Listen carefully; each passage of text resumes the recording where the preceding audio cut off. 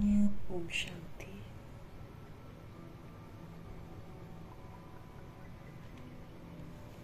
हमें सदा याद रखना है कि मैं आत्मा परमात्मा राम की संतान हूँ, सत्य बाप के साथ हूँ और सत्य की हमेशा विजय होती है।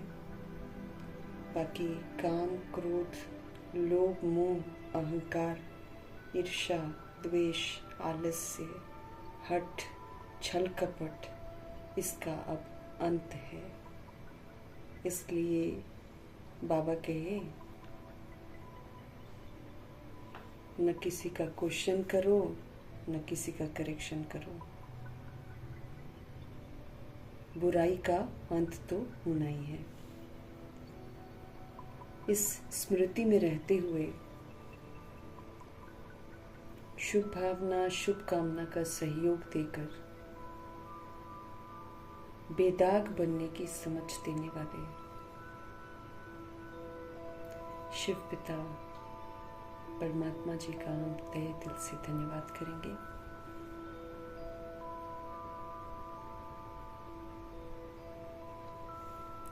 और सच्चे राम परमात्मा जी का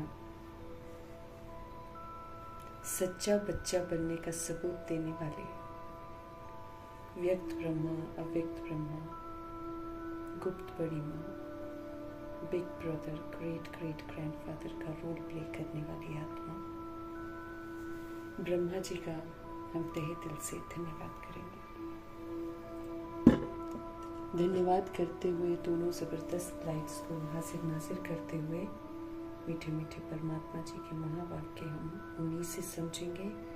ये समझ जो है पूरे यूनिवर्स में, तत्वों में, वायुमंडल में फैले, ये दिल से दुआ करेंगे।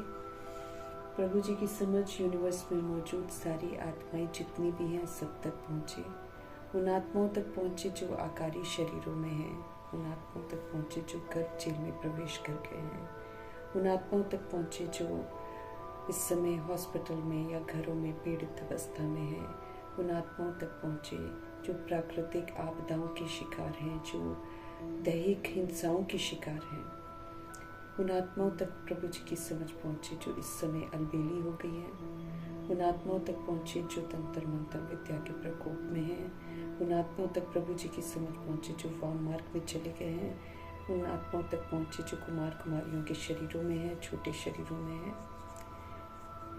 उन आत्माओं तक प्रभु जी की समझ पहुँचे जो अपनी संस्था बनाकर बैठे हैं, खुद भी गुमराह हैं, दूसरों को भी गुमराह कर रहे हैं, भिन्न भिन्न सत्ताओं के प्रति, भिन्न भिन्न वर्गों के प्रति, भिन्न भिन्न धर्म मठ पंथों के प्रति जो जातिवाद में बटी हुई हैं, नाम रूप में बटी हुई हैं, सभी आत्माओं तक प्रभु जी की समझ पहुँचे।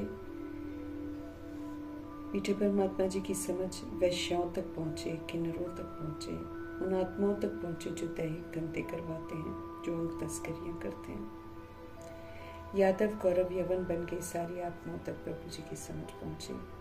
भूत प्रेत आत्माओं तक प्रभु जी की समझ पहुँचे। तंत्र मंत्र रिद्धि सिद्धि करने वाली जो आत्माएं हैं उन तक प्रभु जी की समझ पहुँचे। जो हमारे साथ नकारात्मकता के साथ जुड़ी हैं उन तक प्रभु जी की समझ पहुँचे, और जो लौकिक में हमारे साथ कनेक्टेड हैं उन तक प्रभु जी की समझ पहुँचे। उन जगहों पर प्रभु जी की समझ पहुँचे जहाँ अभी तक संदेश ही नहीं मिला है, किसी को मालूम ही नहीं है कि भगवान आए हुए हैं, किसी को मालूम ही नहीं है कि वो पढ़ा रहे हैं, उन तक प्रभु जी की समझ पहुँचे। ये दिल से हम दुआ करेंगे। अपने लिए भी हम दुआ करेंगे कि हम परमपिता परमात्मा की श्रेष्ठ मत पर एक्यूरेसी से चलने का अटेंशन रखें। आज देखते हैं हमारे मीठे बाबा हम आत्मा को कौन सी श्रेष्ठ मत दे रहे हैं। मीठे मीठे बाबा बोले, मीठे बच्चे, तुम जब किसी को भी समझाते हो या तुम कहीं पर भाषण करते हो तो बाबा बाबा कहकर समझाओ। बाप की महिमा करो ना, तब तीर लगेगा। अगर हम लोग अपने आप करते हैं तो फिर लोग सोचते हैं कि मना, क्योंकि हम तो परफेक्ट नहीं बने हैं और हम यूं ही बोलते जाएं तो कोई उतना सुनता नहीं। वैसे भी बाबा कहते सुनना नहीं पसंद करती हैं आजकल आत्माएं, देखना पसंद करती हैं। लेकिन ये तो ज्ञान ही परमपिता परमात्मा जी का है, और ये ज्ञान सभी आत्माओं के लिए है, और इसमें कोई पक्षपात नहीं है, इसमें कोई भेदभाव नहीं है, ये वैसा ज्ञान है। तो इसीलिए इसमें बाबा का जिक्र होना बहुत ज़रूरी है। तो बाबा हमको विधि बता रहे हैं आज कि तुम जब भी किसी को समझाते हो तो बाबा ऐसे कहते हैं, बाबा ऐसे कहते हैं, बाबा ऐसे कहते हैं, ये ज़रूर बोलना है। ये या कहीं पर भाषण कोई करता है, स्पीच देता है, तो भी बाबा बाबा कहकर समझाओ। बाप की महिमा करो ना कि बाबा ऐसे बता रहे हैं, बाबा ने ऐसे बताया है, ये बाबा के सारे महावाक्य हैं, ये बोलना है ना। तो उनकी महिमा करो, तब जाकर बाबा कहते हैं किसी को तीर लगेगा, किसी को यकीन होगा।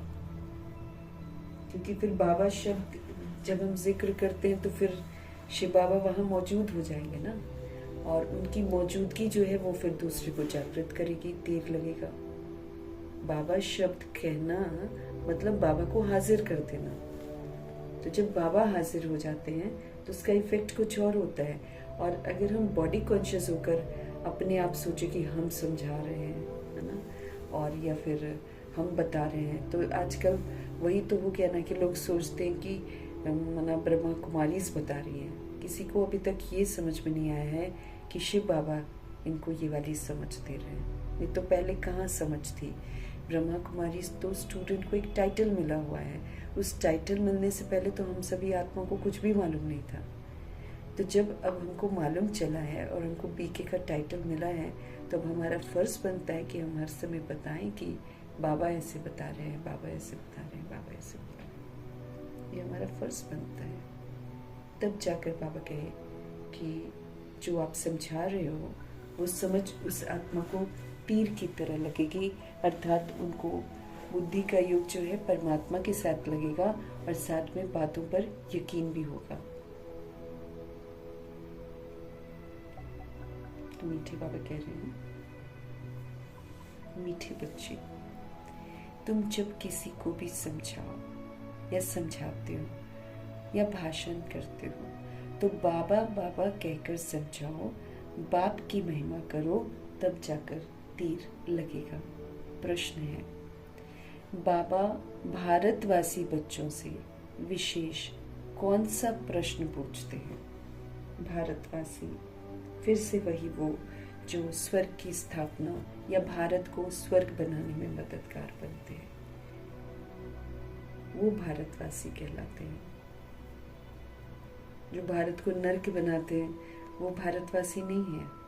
वो तो नाम का बोल देंगे ना कि भारत के हैं हम, है ना, लेकिन जो भारत को वाकई स्वर्ग बनाने में, जैसे मम्मा बाबा हैं, पवित्रता की प्रतिज्ञा करते हैं और पवित्रता की धारणा से इस नींव को स्ट्रॉन्ग बनाते हैं, वो सोल्स जो हैं वो फिर भारतवासी कहलाते हैं। तो बाबा भारतवासी बच्चों से विशेष कौन सा प्रश्न पूछते हैं? उत्तर है, तुम भारतवासी बच्चे जो इतने साहूकार थे, है ना, कि जो भारतवासी थे वो साहूकार थे, वो देवता थे, उनको बाबा भारतवासी कहते हैं, है ना। स्पष्ट कर रहे हैं बाबा कि तुम भारतवासी बच्चे जो इतने साहूकार थे, इतने धनवान थे, सर्व गुणों से तुम संपन्न थे, 16 कला संपूर्ण तुम देवता धर्म के थे, बेदाग हीरा थे तुम पवित्र थे, काम कटारी तुम नहीं चलाते थे, तुम बहुत धनवान थे, फिर तुमने इतना दिवाला कैसे निकाला है? तो देवकुल की जितनी भी आत्माएं हैं उनका तो दिवाला निकल गया ना। कहाँ सोने चांदी के महलों में रहते थे, कहाँ सोने की अशर्फियां, प्रकृति दासी, कोई पुष्पक विमान सोने के, कितना शाहीपन था, क्या नहीं था उनके पास। आज तो कुछ भी नहीं, आज तो वैसे ही कलयुग है, इसमें अगर कोई रईस भी होगा तो सोने के महल थोड़ी बना सकता है, जिस कदर वहाँ हीरे जवाहरातों से सब कुछ सजा सजाया रहता था, वो हीरे जवाहरातों से लदे हुए रहते थे, वो थोड़ी आजकल हो सकते हैं। तो बाबा पूछ रहे हैं कि जो तुम्हारे पास इतना था, फिर तुमने इतना दिवाला कैसे निकाला अपना? अब तुम कैसे कंगाल इतने कैसे बन गए? कारण का पता है? बच्चे, तुम गुलाम कैसे बन गए? इतना सब धन दौलत कहाँ गवा दिया? ख्याल करो, तुम पावन से पतित कैसे बन गए? तुम बच्चे भी ऐसी ऐसी बातें बाबा बाबा कहकर दूसरे को भी समझाओ तो सहज समझ जाएंगे, है ना? कि बाबा हमसे पूछ रहे हैं कि तुम इतने जो साहूकार थे, तुम इतने जो सरगुणों से संपन्न थे, तुम 16 कला संपूर्ण देवता धर्म के थे, तुम कितने पवित्र थे, तुम काम कटारी नहीं चलाते थे, बहुत धनवान थे, फिर इतना दिवाला कैसे निकला? कारण का पता है? तुम गुलाम कैसे बन गए? धन दौलत तुमने कहाँ गवाया? ख्याल करो ना, तुम ख्याल करो, क्योंकि सीढ़ी का चित्र तो बाबा ने दिखा दिया, उससे ज्ञान भी स्पष्ट किया। तो बाबा कहते तुम ख्याल तो करो, तुम पावन से पतित कैसे बन गए? तुम बच्चे भी ऐसी ऐसी बातें बाबा बाबा कहकर दूसरों को भी समझाओ तो सहज सब समझ जाएंगे।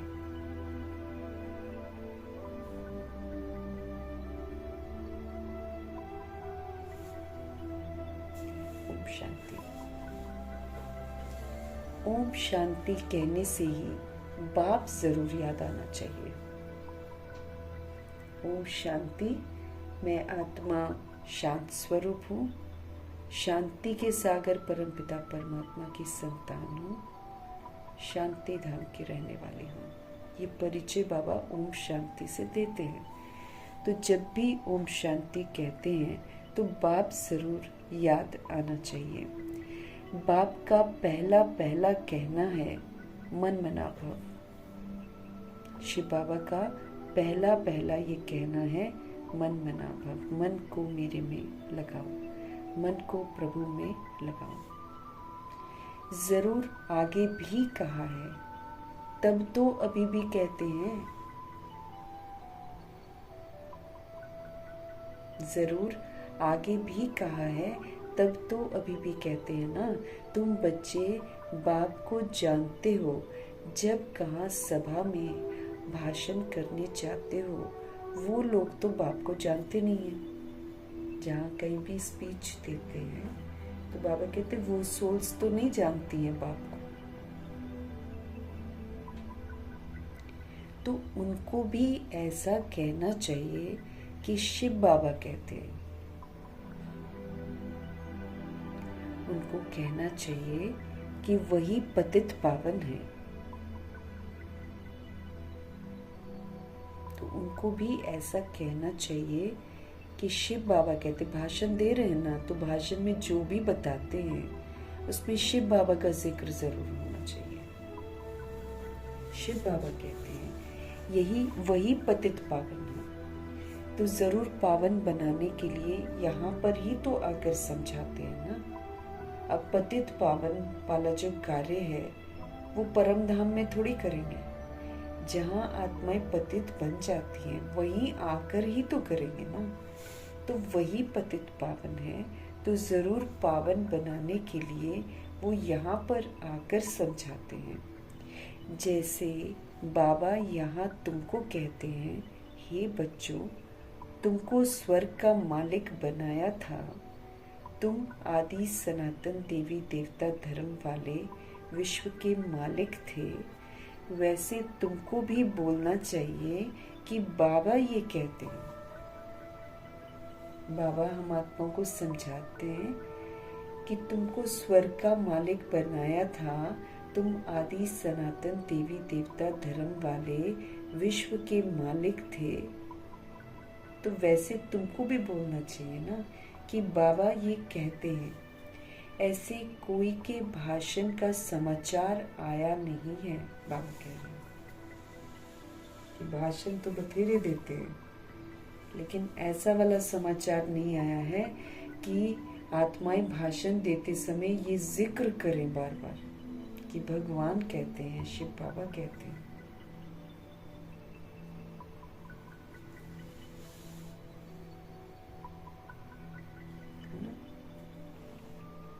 कोट्स भी लिखते हैं तो शिव बाबा का जिक्र ही नहीं है कहीं पर। इतनी सुंदर सुंदर उस कोट्स की जो मीनिंग होते हैं वो इतने सुंदर होते हैं। वो सुंदर शिक्षा हमको कौन दे रहा है, उनका जिक्र ही नहीं है, अभी भी नहीं होता। क्योंकि बाबा तो इतना विधि से बताते, क्योंकि फिर लोग परमात्मा से नहीं जुड़ रहे हैं ना। वो तो फिर बाबा कहते हैं ये समाचार ही नहीं आया। भाषण तो कितने अथाह होते हैं, लेकिन बाबा के पास ये समाचार आया ही नहीं है जिसमें जिक्र होता हो कि शिव बाबा कहते हैं। जैसे बाबा यहाँ तुमको कहते हैं, हे बच्चों, तुमको स्वर्ग का मालिक बनाया था, तुम आदि सनातन देवी देवता धर्म वाले, तुम तो विश्व के मालिक थे। वैसे तुमको भी तो बोलना चाहिए ना कि शिव बाबा ये कहते हैं। ऐसे कोई के भाषण का, जो लोग स्पीचेस देते होंगे ना, बाबा कहते हैं ऐसे कोई के भाषण का समाचार बाबा के पास आया नहीं है। शिव बाबा कहते हैं मुझे ऊंच ते ऊंच मानते हो, पतित पावन भी मानते हो। मैं आता भी हूँ भारत में और राजयोग सिखलाने के लिए आता हूँ। कहता हूँ माम एकम याद करो, मुझ ऊंच बाप को याद करो, क्योंकि वो बाप जो है देने वाला दाता है। तो अब ये संदेश सबको मिलना चाहिए ना, ताकि लोग परमात्मा को याद करें।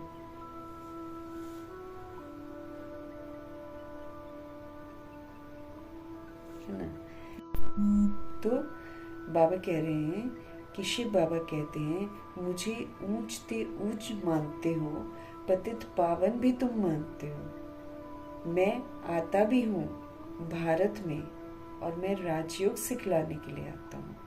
और फिर मैं कहता हूँ कि तुम अब सिर्फ मुझे याद करो, मुझ ऊंच बाप को याद करो, क्योंकि वो बाप ही देने वाला दाता है। हमको सुख चाहिए, हमको शांति चाहिए, हमको प्रेम चाहिए, आत्मा को जो भी चाहिए वो देने वाला ऊंच से ऊंच परमात्मा ही है। वही आत्मा को दे सकते हैं। बरोबर भारत में तुम विश्व के मालिक थे ना, दूसरा कोई धर्म नहीं था। बाप हम बच्चों को समझाते हैं, हम फिर आपको समझाते हैं। ऐसा बताना है सबको कि बरोबर भारत में बाबा कहते हैं कि तुम विश्व के मालिक थे, दूसरा कोई भी धर्म इस दुनिया में नहीं था। बाप हम बच्चों को समझाते हैं, हम फिर आपको समझाते हैं। बाबा कहते हैं तुम भारतवासी कितने तुम साहूकार थे, तुम कितने सर्वगुण संपन्न थे, तुम 16 कला संपूर्ण देवता धर्म के थे, तुम पवित्र थे, तुम काम कटारी नहीं चलाते थे, तुम बहुत धनवान थे। फिर बाप कहते हैं तुमने इतना दिवाला कैसे निकाला है। गुण भी खत्म हो गए, शक्तियाँ भी खत्म हो गई, विकारी भी बन गए, है ना। और वो जो धन असली में सच्चा धन था वो है ही नहीं। तो दिवाला तुमने कैसे निकाला? कारण का पता है ना।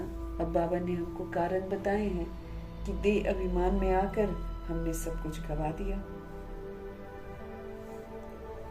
देह अभिमान आने से हमने फिर दूसरों को देखा, पर चिंतन किया, पर दर्शन किया।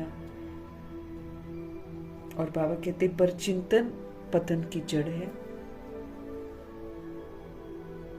अभी हम दूसरों का चिंतन करेंगे, वो ऐसा करता है, वो वैसा करता है ना, दुनिया में ऐसे हो रहा है, वैसा हो रहा है। जब हम चिंतन करते हैं तो हमारा पतन हो रहा होता है। क्यों? क्योंकि उतना देर तो हम भगवान जी के साथ ही नहीं है। अब दुनिया तो किचड़े वाली हो गई है ना। अब किचड़ा देखेंगे तो हम भी किचड़े वाले हो जाएंगे, क्योंकि कुछ ना कुछ तो बोलेंगे ही ना हम भी। अच्छा, क्योंकि कोई भी सही कर्म तो हो नहीं रहा है, तो फिर किचड़ा हम भी बन जाते हैं ना। तो ये जो देह का अभिमान है, इससे हम नीचे गिरे हैं। बाबा हमारा ध्यान खिंचवा रहे हैं कि कैसे हम नीचे गिरे। कारण का तो पता है ना, तुम कहाँ विश्व के मालिक थे, अब तो तुम विश्व के गुलाम क्यों बने हो? अब हम गुलामी करते हैं, अब हम प्रभाव में आ जाते हैं, लोगों के दबाव में आ जाते हैं ना, आकर्षण में आ जाते हैं और दबाव में अधीन हो जाते हैं दूसरों के, और लगाव में आ जाते हैं, अटैचमेंट में आ जाते हैं। तो ये जो प्रभाव, लगाव, दबाव है, ये तो हमको गुलाम बना देता है।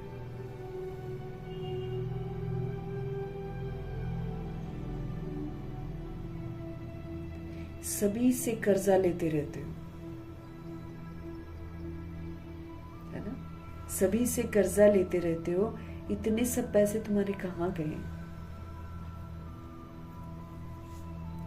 जैसे बाबा भाषण कर रहे हैं, वैसे तुम भी भाषण करो तो बहुतों को आकर्षण हो। जैसे ब्रह्मा जी करते थे ना, तो जैसे बाबा भाषण कर रहे हैं ना, वैसे तुम भी भाषण करो तो बहुतों को आकर्षण हो। मम्मा है, बाबा हैं, दादियाँ हैं, है ना। गुलजार दादी है, वो आधा घंटे में तो आधा घंटा में अगर बाबा शब्द गिनेंगे ना, तो आपको बाकी की बातें कम नजर आएंगी और बाबा का जिक्र ज्यादा नजर आएगा। शुरू में भी अनजान की महफिल में जाकर भी दादी गुलजार बाबा बाबा बाबा, सारा जिक्र बाबा का होता था। ऐसी थी शुरू की आत्माएं, मम्मा बाबा, जितनी भी सबने ऐसे ही बाबा का जिक्र करके किया है। तो देखो कितनों को आकर्षित किया है परमात्मा की तरफ। अपने संग नहीं जोड़ा है उन्होंने, हमेशा परमात्मा के साथ जोड़ा है। तुम लोग बाबा को याद नहीं करते हो तो किसको तीर भी लगता ही नहीं है। स्पष्ट कर रहे हैं भगवान। भाषण करते हैं तो बॉडी कॉन्शियस होकर जाते हैं, हमारे सेंटर का भाषण है, हम भाषण कर रहे हैं, ये वो वाला सेंस होता है। तो बाबा स्पष्ट कर रहे हैं कि तुम लोग बाबा को याद ही नहीं करते हो। याद में रहकर बताओ ना सबको सब कुछ। बाबा कहते हैं कि तुम लोग बाबा को याद नहीं करते हो तो किसी को तीर लगता ही नहीं है।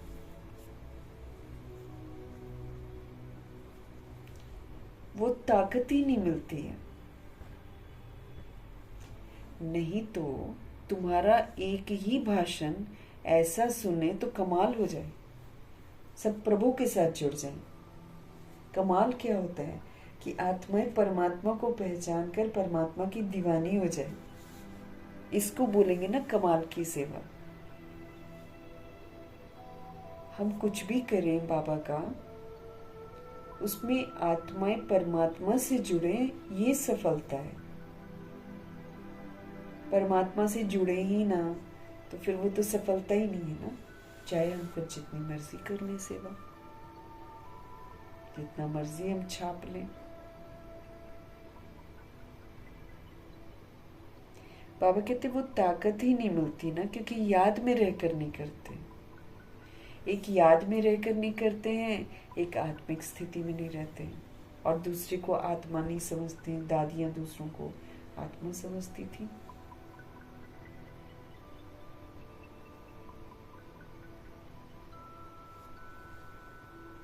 नहीं तो बाबा कहते तुम्हारा तो एक ही भाषण ऐसा सुने तो कमाल हो जाए। शिव बाबा समझाते हैं भगवान तो एक ही है ना, जो दुखों को हरते हैं और सुख देते हैं। वही हमारे दुखों को हरते हैं, वही हमारे को सुख देते हैं। नई दुनिया स्थापन करने वाले शिव पिता परमात्मा ही तो है।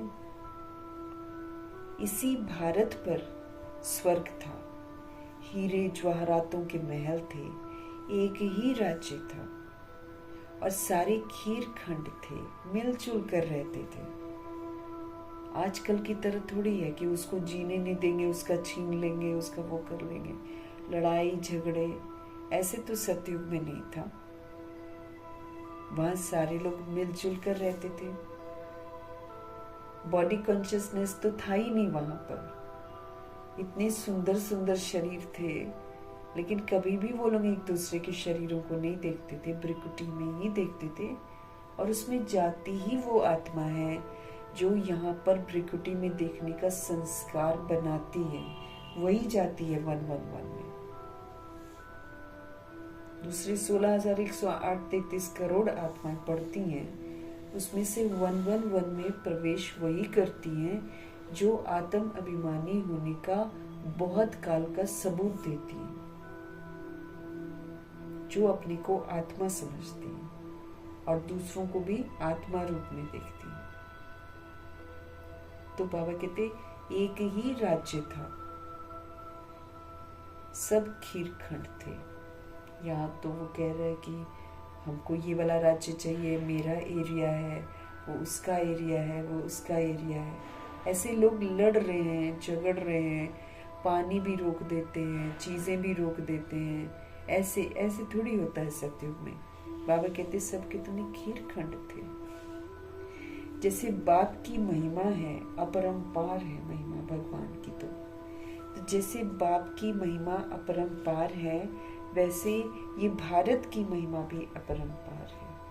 भारत भी सोने की चिड़िया थी, भारत स्वर्ग था, तो भारत की भी महिमा अपरंपार है। भगवान इतनी सुंदर दुनिया, स्वर्ग जन्नत बनाते हैं, परिस्तान जिसको कहते हैं, ऐसे नाम से भारत नहीं कहते उसको, है ना, वो परिस्तान कहलाता है, जन्नत कहलाता है, अल्लाह का बगीचा कहलाता है, हेवन कहलाता है, अमरलोक कहलाता है, शिवालय कहलाता है। इस तरह के नाम थे भारत के। तो महिमा भारत की अपरंपार है। भारत की महिमा सुनकर खुश होंगे। बाप बच्चों से पूछते हैं, इतना धन दौलत कहाँ गवा दिया? भक्ति मार्ग में तुम कितना खर्चा करते आए हो, कितने मंदिर तुम बनाते हो। बाबा कहते हैं ख्याल करो, तुम पावन से पतित कैसे बने हो? क्योंकि ख्याल करेंगे तभी तो पतितपना हम छोड़ेंगे। नहीं तो कई एक बार पहले की तरह हम लोग ये सोच लेते हैं कि हम सही कर रहे हैं। लेकिन बाबा कहते तुम विचार तो करो कि तुम पतित बने कैसे हो, तुम पावन से पतित कैसे बने हो। कहते भी हो ना, बाबा दुख में आपका सिमरन करते हैं, सुख में नहीं करते हैं, है ना। दोहा है ना कि सुख में सिमरन कोई नहीं करता, है ना, दुख में सिमरन सब करते हैं। अब वो तो दुनिया वाले ये सोच लेते हैं कि अगर पैसा होता है, सुख होता है, तो भगवान को याद नहीं करते हैं, और जब पैसा नहीं होता है, दुखी होते, तब याद करते हैं। ऐसा कलयुग में समझते हैं। लेकिन हम देखें कि जो अरब खरबपति हैं, ये त्योहारों में कैसे पूजा करते हैं, गणेशा की कैसे पूजा करते हैं, कितना मत्था टेकते हैं, नवरात्रि करते हैं। ये तो और डरते हैं, ये तो करते हैं। लेकिन ये जो गायन है कि सुख में कोई सिमरन ही नहीं करता है, ये बाबा आकर समझ देते हैं कि सचखंड में कोई सिमरन नहीं होता। वो है सुख धाम। सुख किसको कहते हैं, सुख धाम किसको कहते हैं, ये बाबा आकर समझाते हैं। वो समझ देते हैं सुख धाम, और सुख मतलब परफेक्ट लाइफ, उसमें दुख का नाम निशान नहीं होता। अब यहाँ तो पैसे वाले को दुख भी तो होता है, शरीर से कष्ट में रहते ही हैं, शरीर तो परेशान करता ही है। डर भी रहता है। 100 तो कितने वो रखते हैं अपने रक्षक, इतना डर रहता है उनको। बाहर भी जाएंगे तो गाड़ियों में जाएंगे, बुलेट प्रूफ गाड़ियों में जाएंगे, डर डर के तो जीते हैं, है कि नहीं? तो यहाँ सुख थोड़ी है, पैसा सुख थोड़ी देता है। पैसे से तो और घमंडी बनकर और अत्याचार। बाबा ने उस दिन क्या बोला, जितना यहाँ पर धनवान होता है उतना ही वो अजामिल होता है, उतना ही गंदे काम करता है। तो यहाँ तो दुख है, पैसे के साथ भी दुख है, क्योंकि गलत वाला पैसा है ना। अब वहाँ सुख धाम में जहाँ सिमरन कोई नहीं करता है, वहां पर दुख का नाम निशान ही नहीं है। ऐसा सुख धाम है वो। तो दुख में सिमरन सब करते हैं, ये दुख धाम है। यहाँ तो सब सिमरन करते हैं। आगे पीछे मुसीबत में आते हैं तो सब भगवान को याद करते हैं।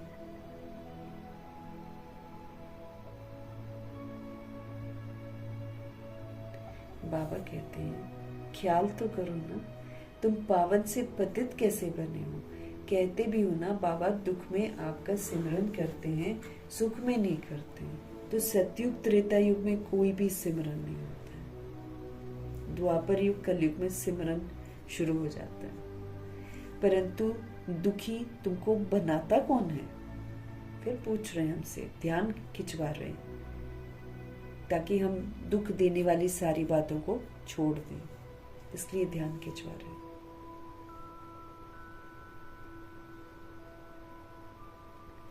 परंतु बाबा कहते दुखी तुमको बनाता कौन है? घड़ी घड़ी बाबा का नाम लेते रहो। तुम बाबा का संदेश देते हो तो फिर बाबा का जिक्र तो होना ही चाहिए ना। बात भी सही है ना।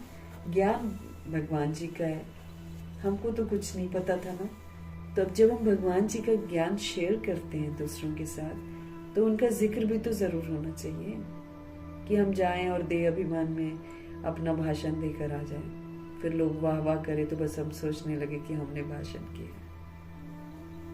बाबा कहते हैं घड़ी घड़ी बाबा का नाम लेते रहो, तुम बाबा का संदेश देते हो। बाबा कहते हैं हमने तो स्वर्ग शिवालय स्थापन किया था। स्वर्ग में इन लक्ष्मी नारायण का राज्य था ना, तुम ये भी भूल गए हो।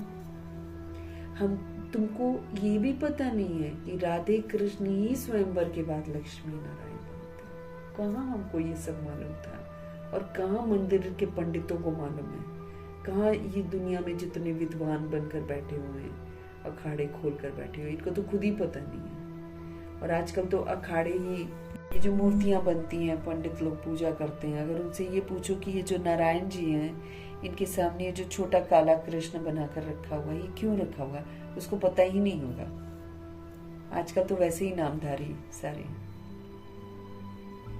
तो बाबा कहते तुमको तो ये भी पता नहीं था कि जो राधे कृष्ण होते हैं वही जब बड़े होते हैं, ये अलग अलग गांव में रहते हैं, मतलब अलग अलग गांव नहीं, अलग अलग जगह पर रहते हैं राधे और कृष्ण जी। और वहाँ क्या दिखा देते हैं, राधे कृष्ण एक साथ खेल रहे हैं। कितने सीरियल बना रखे हैं, हमें फालतू के गलत गलत सीरियल बना रखे हैं।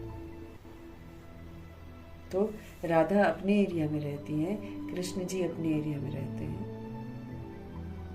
और ये फिर जब बड़े होते हैं फिर इनका स्वयंवर होता है।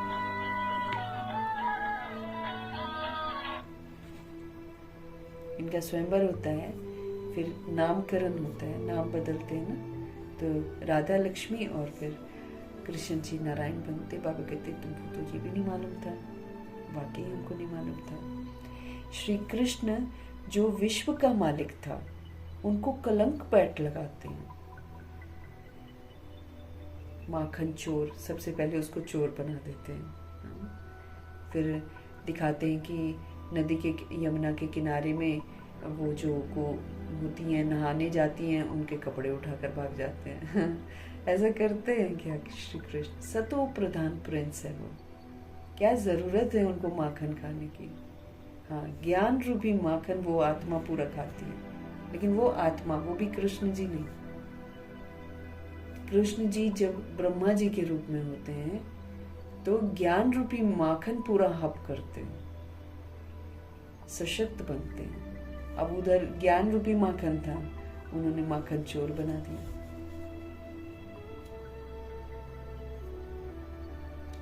गणेश जी को लड्डू चोर बना दिया। ऐसे करके महिमा करते हैं। फिर लोग माखन खाना शुरू करते हैं। जैसे कृष्ण जी ने ज्ञान रूपी माखन पूरा सेवन किया, तो हमको भी तो ज्ञान रूपी माखन कितना हमने लिया उस पर ध्यान देना है ना। फिर उनका मुख खुलवाते हैं तो देखते हैं कि पूरा वर्ल्ड का वो दिखाते हैं ना, पूरी दुनिया दिखाई दे रही है अंदर मुख में। क्यों? क्योंकि कृष्ण की आत्मा जो है वही विश्व की बादशाही प्राप्त करती है। अब करते कुछ और हैं लेकिन यादगार कुछ और बना देते हैं। क्योंकि अब तो ज्ञान को कैसे दिखाएं, कि ज्ञान रूपी माखन कैसे दिखाएं, तो इसलिए स्थूल माखन दिखाते हैं। लेकिन हम थोड़ी बेसमझी कर सकते हैं कि हम भी बेसमझी वैसे करें कि जो दुनिया कर रही है हम भी वही करें। वी नो ना कि ये माखन कौन सा माखन है, ज्ञान का माखन है। तो कितना हमने ज्ञान समझा है, कितना हमने धारण किया, उस पर हमारी नजर जानी चाहिए। कितना हम कृष्ण जी के साथ आने के लायक बन रहे हैं, उस पर हमारा ध्यान जाना चाहिए। बाबा कहते कितने कलंक लगा रखे हैं कृष्ण, जबकि वो सतो प्रधान है। कलंक भी इसलिए लगता होगा ना क्योंकि एक तरफ झूठ खंड खत्म होता है और एक तरफ उनका जन्म होता है। क्योंकि वायुमंडल तो कलयुग का ही है ना, इसलिए कलंक लग जाते हैं। बाबा कहते हैं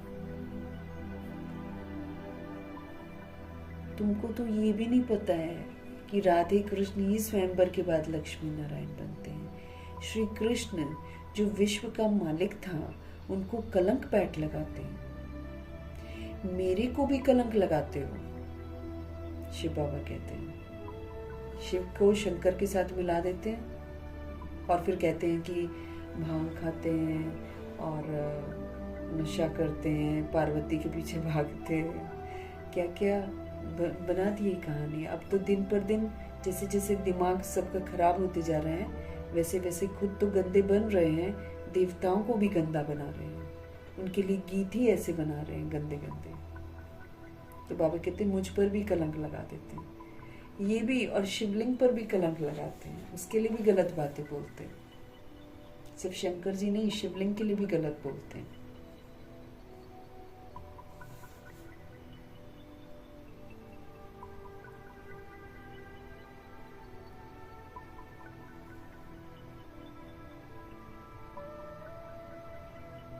स्पष्ट कर रहे हैं श्री कृष्ण पर भी जो विश्व का मालिक था उनको कलंक बैठकर लगाते हैं। विश्व का मालिक कौन बनता है? जो एकदम प्योर प्रिंस होता है ना। लेकिन बाबा कहते हैं उन पर भी लगाते हैं, और बाबा फिर अपने बारे भी बता रहे हैं कि मेरे को भी कलंक लगाते हो। मैं तुम्हारी सदगति करता हूँ, मैं सदगति दाता हूँ, तुम मुझे कुत्ते बिल्ली कण कण में कह देते हो। बोलते लोग भावनाओं में ही है, लेकिन भावना देखो ना कैसी है कि कण कण जो रास्ते में पत्थर पड़े हुए हैं, कहीं पर जहां भी हम चल रहे हैं, कह देते हैं सब में भगवान है। ये तो कितना बड़ा, ये भी तो कलंक है ना उन पर, ग्लानि है उनकी।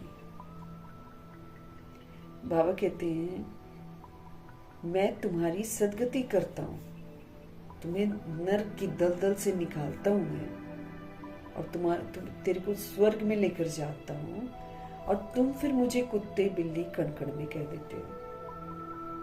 बाबा भारतवासियों से बात कर रहे हैं, क्योंकि शुरुआत जो है ऐसी जो है वो भारतवासी जो होते हैं ना, शुरू वाले देवकुल की आत्माएं धीरे धीरे धीरे पुनर्जन्म में आते आते फिर विस्मृत हो जाती हैं, फिर ऐसे भावनाओं में कह देती है भगवान सब जगह है। अनजान जब हम लोग थे तो जब लोग कहते थे कि गॉड इज ओमनी प्रेजेंट, तो हम लोग भी वही रट कर बोलते थे। God is omni present means सब जगह है वो,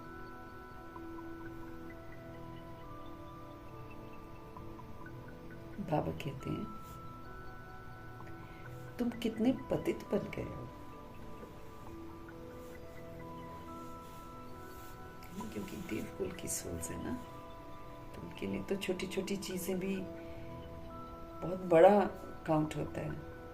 तो बाबा भी फिर कह रहे हैं कि बाबा कहते तुम कितने पतित बन गए हो। बाप कहते हैं सर्व का सदगति दाता पतित पावन मैं हूं, तुम फिर पतित पावनी गंगा कह देते हो। बाबा कहते पतितों को पावन मैं बनाता हूँ, सदगति मैं करता हूँ, और फिर बाबा कहते तुम फिर पतित पावनी गंगा कह देते हो। गंगा जल मुख में डालते हैं, एंड में कहेंगे ये गंगा जल डालो इसकी मुक्ति हो जाएगी। तो कोई पानी पीने से या गंगा जल पीने से या गंगा में नहाने से हम पावन बन सकते हैं क्या?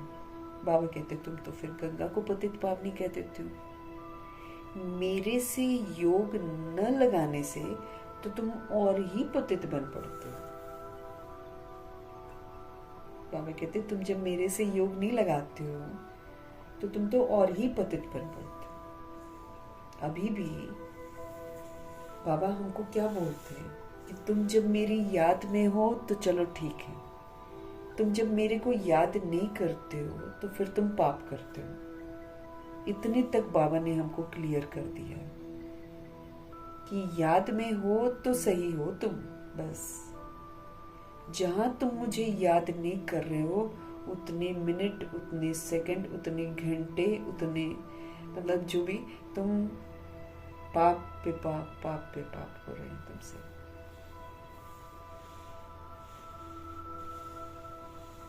क्योंकि भगवान का बनना फिर भगवान के कहे अनुसार चलना। अब हम अपने को आत्मा समझते हैं तब तो ठीक है हम, लेकिन जहां हम देह समझते हैं वहां बाप को भूल जाते हैं, और फिर देह समझते हैं तो फिर अभिमान में भी आ जाते हैं, अपमान में भी आ जाते हैं, मैं और मेरा भी करते रहते हैं, है ना। बॉडी कॉन्शियस होकर फिर हम काम, क्रोध, लोभ, मोह, अहंकार के वशीभूत भी होते रहते हैं। तो सारा क्या बन जा रहा है, क्या बने जा रहे हैं हम? पतित बने जा रहे हैं।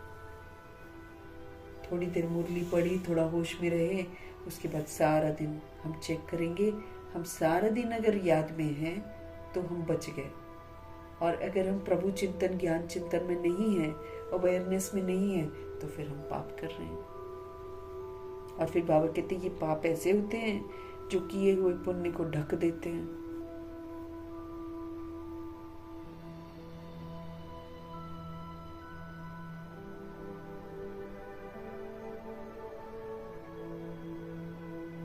बाबा कहते हैं मेरे से योग न लगाने से तुम और ही पतित बन पड़ते हो। तुमको ध्यान देना, अभी भी अगर हम योग बाबा से नहीं लगाते हैं तो हम पतित बन पड़ते हैं।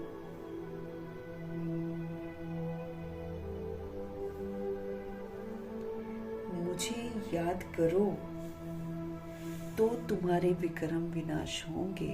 विक्रम कर रखे हैं, बाबा हमको बार बार समझाते हैं। 63 जन्म जो मैंने विक्रम करे हैं उसकी सजा देने के लिए ड्रामा, प्रकृति, माया, यमदूत एकदम तैयार खड़े हैं।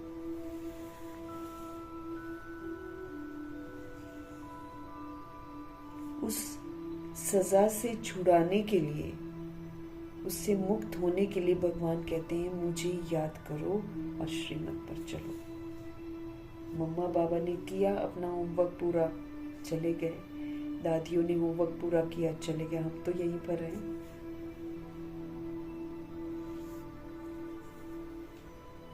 वो तो चले गए सूक्ष्म वतन में, कोई एडवांस पार्टी में, सेफ है वो, उनको नहीं लगेगा विनाश का सेक। जैसे कराची में रहते हुए इधर पूरा खून खराबा हो रहा है पाकिस्तान और भारत में बंटवारे में, उधर बाबा ने कैसे उनको सेफ रखा। उनको पता ही नहीं है कि खून खराबा भी हुआ, क्योंकि वो दुनिया के न्यूज से भी तो अनजान थे। अब आज की तरह मोबाइल थोड़ी थे, कुछ भी नहीं था उनके पास। तो वो तो खाली तप कर रहे थे, और भगवान की शक्ति देखो कि उन तक वो उस समय का जो युद्ध था, जो बंटवारा था, उसका सेक ही नहीं पहुंचा उन तक।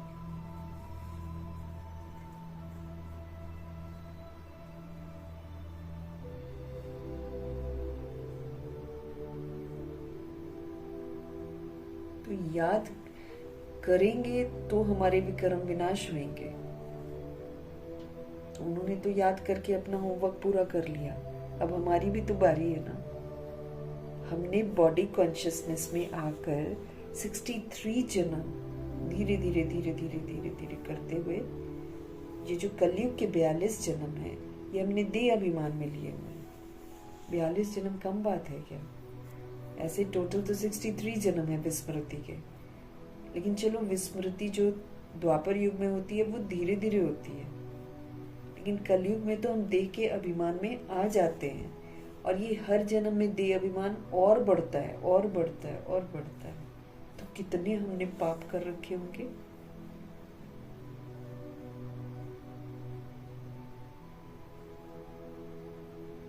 तुम्हारे विक्रम जो तुमने बना रखे हैं, बाबा कहते हैं, वो याद करने से ही भस्म होंगे और कोई रास्ता नहीं है। और उसके बाद अगर मैंने भस्म नहीं किए तो फिर ड्रामा, प्रकृति, माया, यमदूत, इनके द्वारा वो भस्म करवाए जाएंगे। करने तो पड़ेंगे, क्योंकि पापों के साथ थोड़ी हम ऊपर चले जाएंगे। और जाना भी है, दुनिया तो रहने लायक नहीं होगी, आत्मा को तो जाना ही पड़ेगा। सफाई होनी है यहाँ की।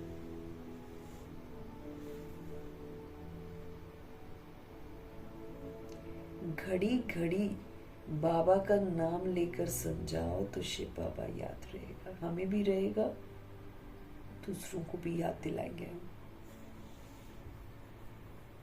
त्रुटि बाबा देखते होंगे, इसलिए समझा रहे हैं।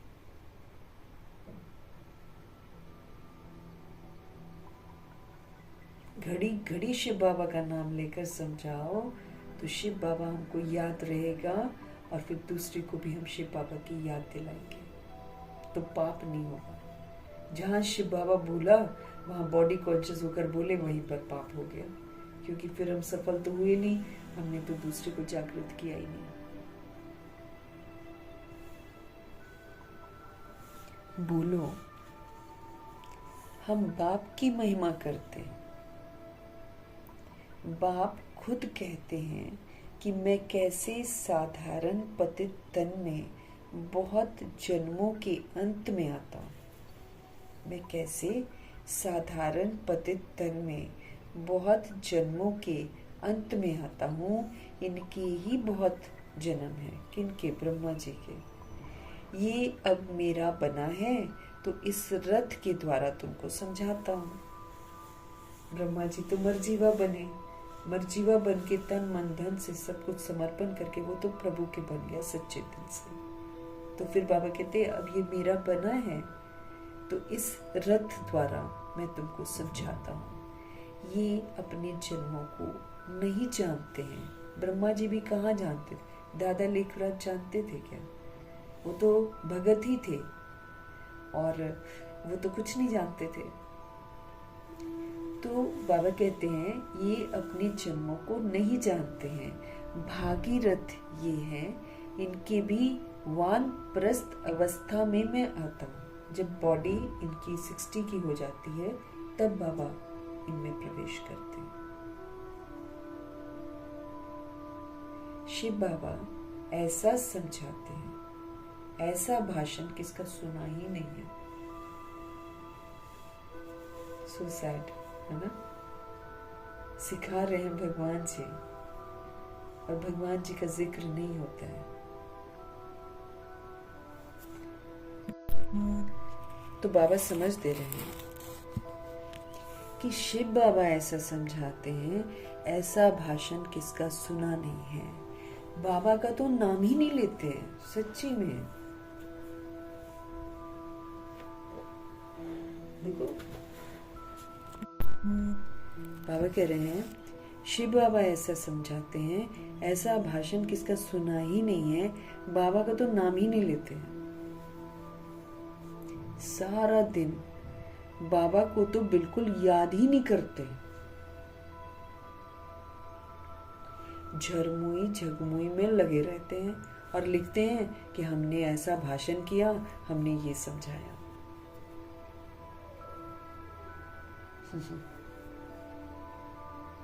है ना?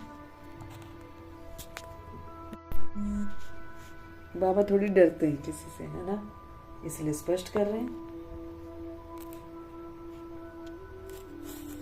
कह रहे हैं बाबा का तो नाम ही नहीं लेते हैं, सारा दिन बाबा को तो बिल्कुल याद ही नहीं करते हैं, झरमुई झगमुई में लगे रहते हैं और लिखते हैं कि हमने तो ऐसा भाषण किया, हमने तो ये समझाया। बाबा समझते हैं कि अभी तो तुम चींटियां हो। चींटी क्या करेगी? धीरे धीरे धीरे। बाबा क्या बोल रहे हैं? बाबा समझते हैं कि अभी तो तुम चींटियां हो, मकोड़े भी नहीं बने हो, और अहंकार कितना रहता है।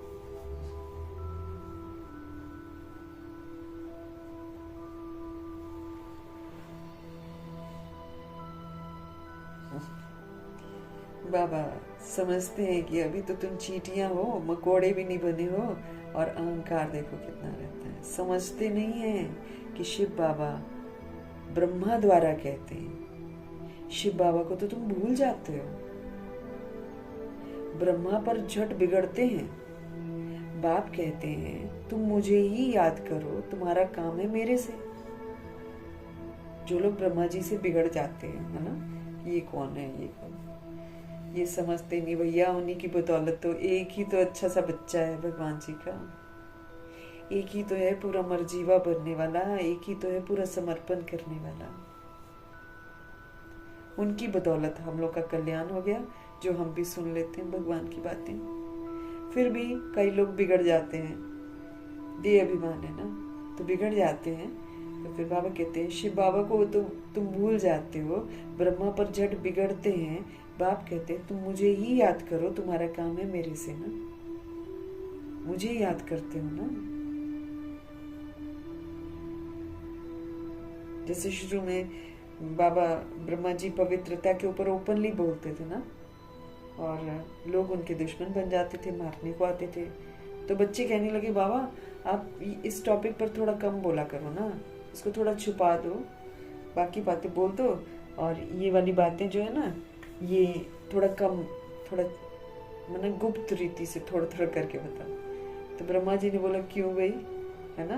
ब्रह्मा जी तो बेझिझक सच बताते थे, कहते मैं तो सत्य का साथ दूंगा, सच बोलूंगा, कोई मारने आए चाहे गाली दे, चाहे जो मर्जी करे, चाहे बदनाम करे, सच ही तो बताना है ना। ऐसी दादियां भी थी, भोली भाली सी, सीधी सादी सी, कहीं भी चली जाती थी, कोई मिनिस्टर के उसमें भी चली जाती थी, ये नहीं सोचती थी मंत्री है तो भैया कुछ करना नहीं, सीधे छोटे छोटे बच्चे चले जाते थे और सच सच बताकर आ जाते थे। दादियां नहीं छुपाती थी, न मम्मा ने छुपाया, न हमारे ब्रह्मा जी ने छुपाया।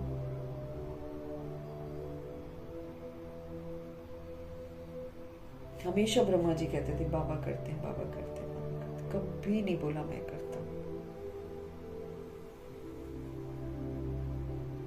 तुम मुझे ही याद करो, तुम्हारा काम है मेरे से, मुझे याद करते हो ना, परंतु तुमको भी पता नहीं है कि बाप क्या चीज है। यथार्थ नहीं जानती हैं सोल्स। बाबा हमको बता रहे हैं सारी बातें। बाबा क्या कह रहे हैं, परंतु तुमको भी पता नहीं है कि बाप क्या चीज है, कब आते हैं। गुरु लोग तुमको कहते हैं कि कल्प लाखों वर्ष का है, और बाप कहते हैं कि कल्प है ये 5000 वर्ष का। देखो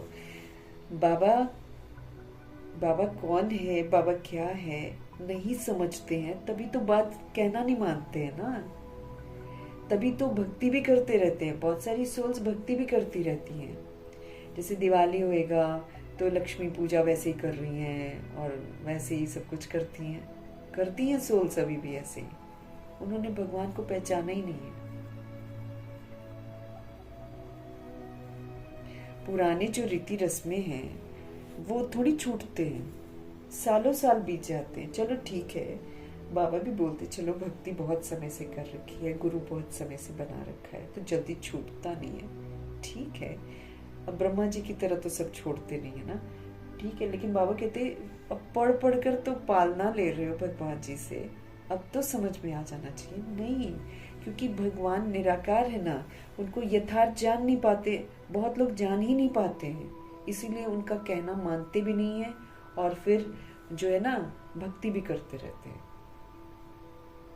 बहुत लोग करते हैं भक्ति अभी भी, वैसे ही नवरात्रि भी मना रहे होते हैं, वैसे ही दीपावली भी, वैसे ही होली भी, रस्में वही कर रहे होते हैं। बाप को जाना ही नहीं है ना, नहीं जाना है अभी तक, गुरु को भी नहीं छोड़ते हैं। तो गुरु लोग तुमको कहते हैं कि कल्प लाखों वर्ष का है, और भगवान जी आकर कहते हैं कि कल्प तो पूरा 5000 वर्ष का। 5000 वर्ष में तो आज इतनी दुर्दशा होगी, लाखों वर्ष तो आउट ऑफ क्वेश्चन है। पुरानी दुनिया सो फिर नई होगी, नई सो फिर पुरानी होती है। अब नई दिल्ली है कहाँ, लिख तो देते न्यू दिल्ली, हाँ, नई है कहाँ दिल्ली। अगर सच में कोई देख लेना अंदर आकर, अब पॉश एरियाज तुम दिखा दोगे, अगर कोई आता है बाहर से विदेश से तो तुम तो पॉश एरियाज दिखाते हो। हकीकत दिखाओ ना, हकीकत दिखाओ तो पता चले कि दिल्ली कैसी है। कि चिड़ा है एकदम, कर दिया दिल्ली को एकदम। बाबा कहते न्यू दिल्ली है कहाँ। दिल्ली तो जब परिस्तान होगी ना तब नई दिल्ली कहेंगे। वैसे तो दिल्ली वहां शब्द यूज नहीं होगा, लेकिन बाबा कहते हैं कि अगर नई कहना चाहें तो परिस्तान को न्यू दिल्ली कहेंगे।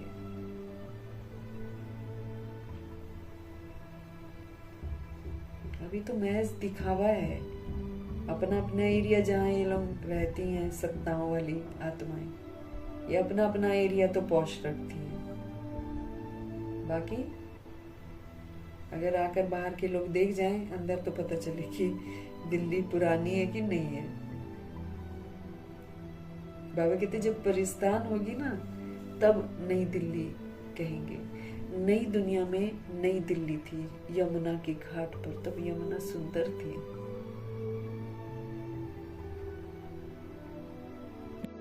नई दुनिया में नई दिल्ली थी यमुना घाट पर, उन पर लक्ष्मी नारायण जी के महल थे। परिस्तान कहलाता था वो, जन्नत। अभी तो बाबा कहते कब्रिस्तान होना है इसमें। अब जितना अत्याचार भ्रष्टाचार है सबका भी विनाश होएगा ना। अति में जा रहा है, अति के बाद फिर इसका अंत होएगा। अभी तो बाबा कहते ये सारा कब्रिस्तान होना है, सब दफन हो जाने हैं, सब कुछ दफन हो जाएगा। ऊंची बिल्डिंग बना लो, ऊंचा कुछ भी बना लो, दफन होने में सेकंड भी नहीं लगेगा, बनाने में तो टाइम लगा होगा। ताश के पत्तों की तरह बिल्डिंगें गिरेंगी, अभी दफन हो जाएंगे सारे। क्या दफन होगा? बॉडी दफन होगी, बॉडी का विस्तार, बॉडी के संबंध, ये दफन होंगे। देह अभिमान है ना, तो मरता कौन है? देह का अभिमान मरता है इस विधि से, और फिर आत्मा देखती है उसको। आत्मा देह अभिमान को मरता हुआ देखती है। जो मना बाबा हमको जिस चीजों से छुड़ा रहे हैं, बाबा हमको कहते हैं देह सहित देह के सभी संबंधों को तुम भूल जाओ। ये नाटक है, इसको तुम अपना नहीं कह सकते हो कि मेरा है और ना बांध सकते हो। ना कोई बांध पाया है और ना कोई बांध सकता है। ये तो फिर एक मृग तृष्णा है, एक इंसान का अभिमान है जो कहता है कि मेरा है, मेरा, मैं बांध लूंगा, मैं बचा लूंगा, मैं रख लूंगा। है किसी के हाथ में कोई ताकत तो है नहीं है। तो बाबा जी हमको कहते हैं कि देह सहित देह के सभी संबंधों को भूल जाओ और अब तुम सिर्फ मुझे याद करो, ऐसा बोलते हैं ना बाबा। अब नहीं भूलते हैं तो जो सोल होगी वो देखेगी, वो देखेगी अपनी देह को मरते हुए, देह के संबंधों को मरते हुए, देह के वैभवों को मरते हुए, देह के वस्तुओं को मरते हुए, देह की अटैचमेंट जितनी भी चीजें हैं उसको मरते हुए देखेगी, दफन होते हुए देखेगी, फिर रियलाइज करेगी कि मैंने तो झूठ को मेरा मेरा कहा। फिर रोएगी, फिर पछताएगी, फिर भुगतेगी, फिर जाकर कहीं उसका हिसाब किताब चुकता होगा, फिर फ्री होकर जाएगी। बाबा के जो बच्चे होंगे जो कहना नहीं मानते, वो ज्यादा कष्टों का अनुभव करेंगे, और जो बाकी सोल्स होंगी, है ना, वो डिफरेंट टाइप का अनुभव करेंगे, जो अनजान है।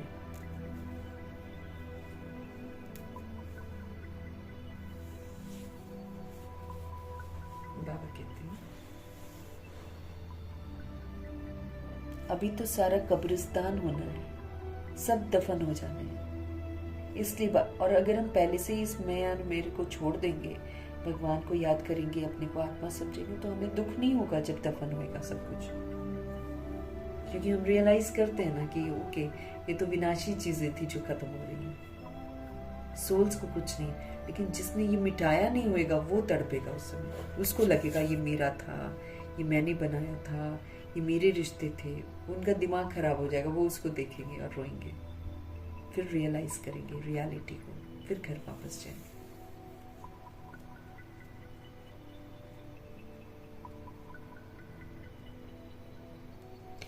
बाबा कहते हैं सब दफन हो जाने हैं, इसलिए बाप कहते हैं कि मुझ ऊंचते ऊंच बाप को तुम याद करो तो तुम पावन बन जाओगे। और जब हम पावन बन जाएंगे तो ये मैं और मेरा बुद्धि से निकल जाएगा।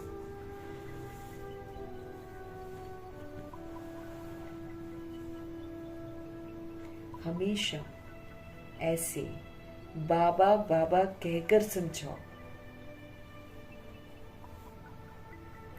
बाबा नाम नहीं लेते हो इसलिए तुम्हारा कोई सुनते ही नहीं है। जिक्र नहीं है ना भगवान जी का, बस खाली भाषण देकर आ जाएंगे और सोचेंगे हम तो कर आए हैं, तो लेकिन भगवान के तो वो बने ही नहीं, तो फिर सेवा कहाँ सफल हुई है। बाबा स्पष्ट कर रहे हैं, तुम बाबा नाम नहीं लेते हो ना, इसलिए तुम्हारा कोई सुनते ही नहीं है। बाबा की याद न होने से तुम्हारे में वो ताकत ही नहीं भरती है, जौहर ही नहीं भरता है। दे अभिमान में तुम आ जाते हो, मैं सो एंड सो हूं, मैं कर रही हूं, अपना नाम छापेंगे नीचे।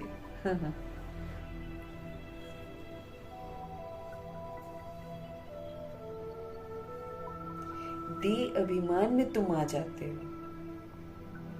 जौहर नहीं भरता, फिर ताकत नहीं आती। जो बोलते हो ना उसमें ताकत नहीं, ताकत मीन्स दूसरी सोल परमात्मा की बन जाए, ये वाली ताकत।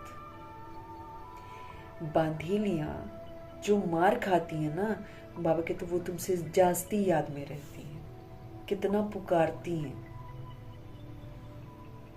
जो बंदिशों में है, जिनको फ्रीडम नहीं है भगवान के पास या सेंटर्स पर जाने का, या जो भी है फ्रीडम, छुप छुप कर जो पढ़ती हैं, छुप छुप कर जो सुनती हैं, बाबा कहते वो तो कहीं ज्यादा अच्छी है।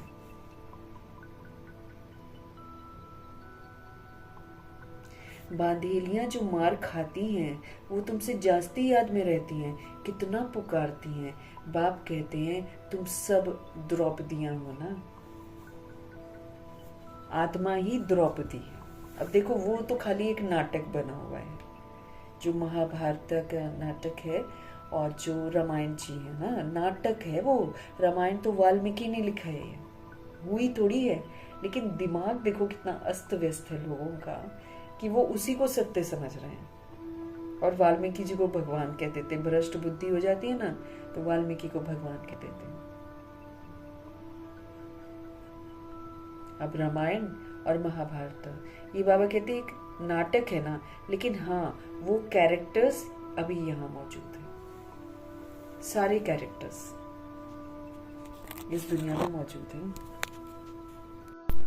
दुनिया वाली द्रौपदी को, मतलब वो जो नाटक वाला है उसमें तो दिखा देते 5 पति है, अब यहाँ तो 63 जन्म लेते हैं, और अगर 63 जन्म में गृहस्थ में गए हैं तो 63 रिश्ते हैं और सारे विकारी हैं। जब पहले रिश्ते जुड़ते हैं, जुड़ते जुड़ते जुड़ते जुड़ते जब एंड में आती तब द्रौपदी बनकर आत्मा पुकारती है कि नहीं मुझे अब पवित्र बनना है, उसमें जागृति आती है।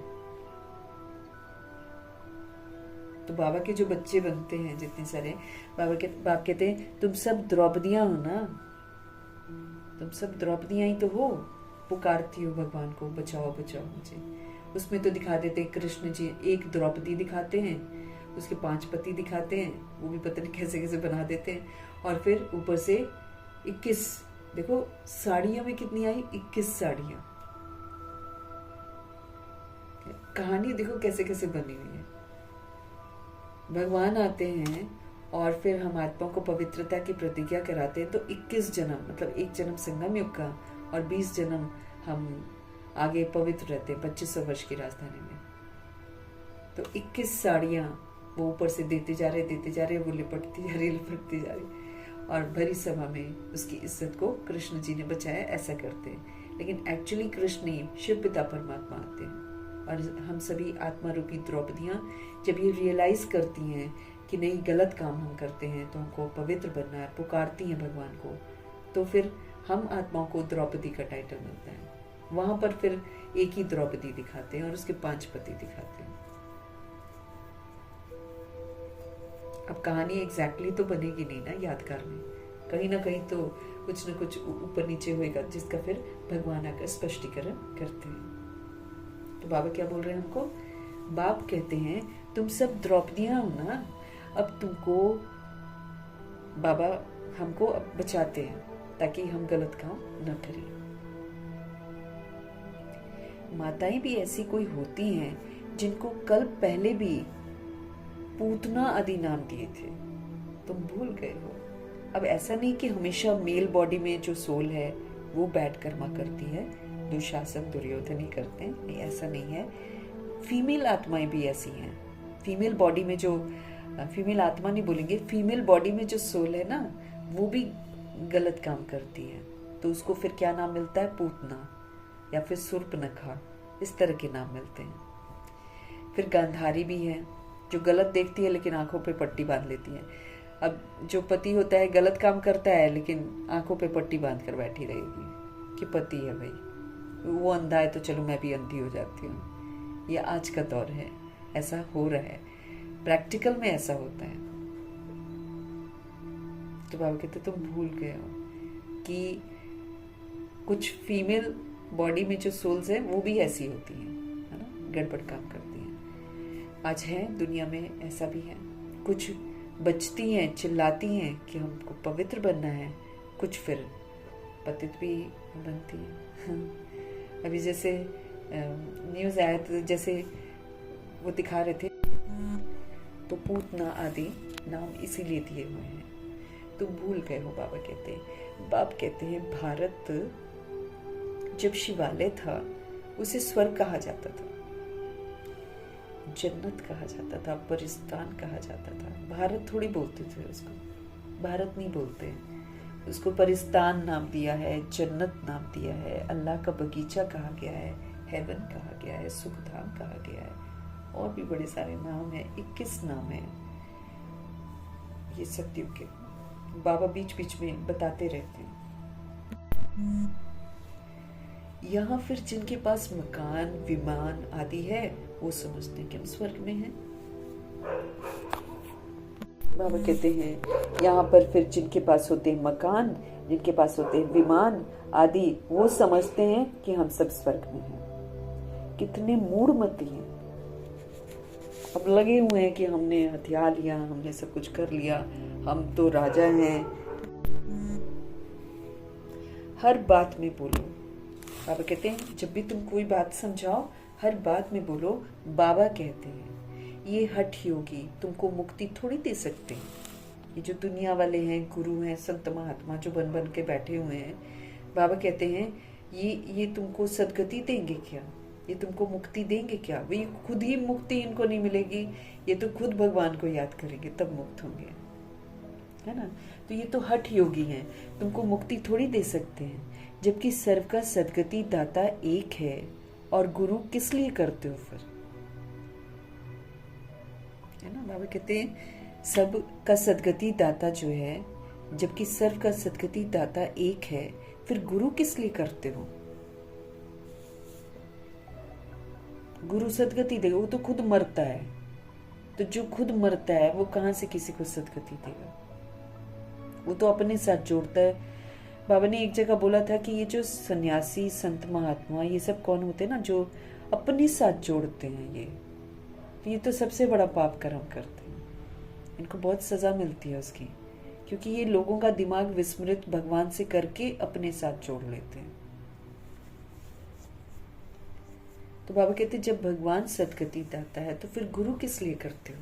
क्या तुमको सन्यासी बनना है, या तुमको हठयोग सीखकर ब्रह्म में लीन होना है? क्या करना है तुमको, है ना? क्योंकि देखो, हम छिपकर करें कुछ या हम कुछ करें, माना हम भगवान के जब बनते हैं या भगवान से जब हम शिक्षाएं लेते हैं, पालना लेते हैं, तो हमारा घर में हम क्या कर रहे हैं वो भगवान जी की टीवी में एकदम स्पष्ट है ना? बाबा तो कहते हैं ना, मैं चक्कर भी लगाता हूँ, देखता हूँ बच्चे क्या करते हैं ना। तो हम तो एकदम ओपन है भगवान जी की टीवी में, तो इसलिए क्या हम कर रहे हैं क्या नहीं कर रहे हैं उस पर बाबा की नजर जाती है। तो फिर बाबा सावधान करते हैं कि जब भगवान सदगति दाता है तो तुम फिर गुरु किस लिए कर रहे हो? और फिर क्या तुमको सन्यासी बनना है या हठयोग सीखकर ब्रह्म में लीन होना, क्या करना है? लीन तो बाबा कहते कोई हो नहीं सकता है, पाठ तो सभी को बजाना पड़ेगा। सारे एक्टर्स क्या है? अविनाशी है, क्योंकि आत्मा है, आत्मा मरती नहीं है। ये अनादि अविनाशी ड्रामा है। मोक्ष इसमें किसी को मिल नहीं सकता है, किसी को भी मोक्ष नहीं मिलेगा। बाप कहते हैं मैं इन साधुओं का भी तो उद्धार करने के लिए आया हूँ, ये साधु भी अपना उद्धार नहीं कर सकते, इनका उद्धार भी मैं ही करता हूँ। फिर पतित पावनी गंगा कैसे हो जाती है? बाबा कहते हैं जब साधुओं का भी उद्धार बाबा करते हैं तो फिर बाबा कहते हैं पतित पावनी वो फिर कैसे बन सकती है गंगा?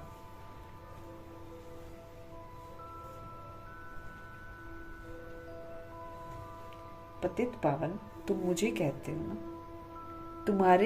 तुम्हारा मेरे से योग टूटने से ये हाल हुआ है। आज जो हमारा हाल हो जाता है, जब बाबा आते हैं तो बाबा कहते हैं योग टूट जाता है ना हमारा परमात्मा से, इसलिए हम ऐसे बच जाते हैं। अब फिर बाबा कहते हैं फिर से तुम मेरे से योग लगाओ, तो तुम्हारे विकर्म जो तुमने कर रखे हैं वो सारे विनाश हो जाएंगे। मुक्ति धाम में पवित्र आत्माएं रहती हैं। बाबा फिर याद दिला रहे हैं कि जहाँ आपको वापस घर जाना है ना, वहां पर बॉडी तो जाएगी नहीं, और वहां पर प्योर सोल्स रहती हैं, इसीलिए सारी प्योरिटी उनको धारण करनी पड़ेगी और सारी इम्प्योरिटी यहाँ पर छोड़नी पड़ेगी। मुक्ति धाम में पवित्र आत्माएं रहती हैं। अभी तो सारी दुनिया पतित है, पावन दुनिया का तुमको मालूम ही नहीं है। तुम सब पुजारी हो, पूज्य एक भी नहीं है यहाँ पर। तुम बाबा का नाम लेकर सबको सुजाग कर सकते हो। अब हमको सबको जागृत करना है, सुरजीत करना है, अज्ञानता से बाहर निकालना है। तो बाबा कहते हैं आप बाबा का नाम लो तो आत्माएं सुरजीत होंगी, सुजाग हो जाएंगी। बाप जो विश्व का मालिक बनाते हैं उनकी तुम ग्लानि बैठकर करते हो। श्री कृष्ण छोटा बच्चा है, सारे गुणों से संपन्न है, वो ऐसा धंधा कैसे बैठ करेगा? और श्री कृष्ण सबका फादर हो कैसे सकता है? पिता तो नहीं बन सकते ना वो सबके। वो तो इसलिए ब्रह्मा जी की 60 की बॉडी में बाबा उनको यूज करते हैं, क्योंकि बाबा ने सबको बच्चा बच्चा कहकर संबोधित करना होता है।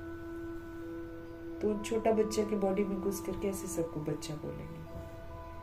इसलिए बाबा बोलते हैं श्री कृष्ण सबका फादर तो हो नहीं सकता, भगवान तो एक ही होता है ना। तो जब तक मेरी श्रीमत पर नहीं चलेंगे तो तुम्हारी जंग कैसे उतरेगी? बाबा हमसे पूछ रहे हैं। हम आत्माओं के ऊपर जंग चढ़ रखी है 63 जन्मों की। आयरन एजेड जंग जो 42 जन्म में चढ़ी है वो तो सबसे खतरनाक है। प्रभु जी कह रहे हैं कि तुम मेरे साथ योग नहीं लगाओगे, तुम मुझे याद नहीं करोगे, तुम मेरी श्रीमत पर नहीं चलोगे, तो तुम्हारी जो जंग चढ़ी हुई है वो कैसे उतरेगी? तुम सबकी पूजा करते रहते हो, तो क्या हालत हो गई है तुम्हारी, है ना। पुजारी बन के हम लोग कैसे बन गए थे, तो अब हमको पूजा किसी की नहीं करनी है,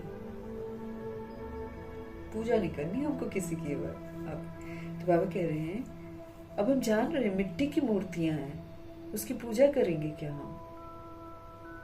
अब मिट्टी की मूर्तियों में कौन होएगा, भूत ही आएगा। देवी देवता तो अपना पार्ट बजा रहे, देवकुल की आत्माएं वो तो अपना पार्ट बजा रही हैं, कुछ एडवांस पार्टी में चली गई हैं, कुछ फरिश्ता बन गई हैं, कुछ फरिश्ता बनने का पुरुषार्थ कर रही हैं। वो मूर्ति कोई भी बना देगा तो उसमें भगवान है क्या, वो देवी आ जाएगी क्या मूर्ति।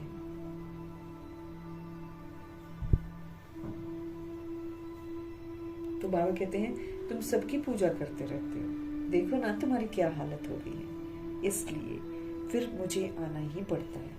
तुम कितने धर्म और कर्म भ्रष्ट हो गए, हमने पवित्रता का धर्म भ्रष्ट किया, हमारे सारे कर्म बैड हो गए। हमने पवित्रता का धर्म भ्रष्ट किया, माना हम अपवित्र बने, हमारे सारे कर्म ही भ्रष्ट हो गए, काम क्रोध लोभ मोह अहंकार वाले सारे कर्म हो गए। तुम कितने धर्म कर्म भ्रष्ट हो गए, बताओ। हिंदू धर्म किसने कब स्थापन किया, बताओ जरा। बाबा कहते ऐसे अच्छी ललकार के साथ भाषण करो, तुमको घड़ी घड़ी बाप याद ही नहीं आता है। कभी कभी कोई लिखते हैं कि हमारे में तो जैसे बाबा ने आकर भाषण किया। बाबा बहुत मदद करते रहते हैं, तुम याद की यात्रा में नहीं रहते हो, इसलिए चींटी मार की सर्विस करते हो। बहुत एक बार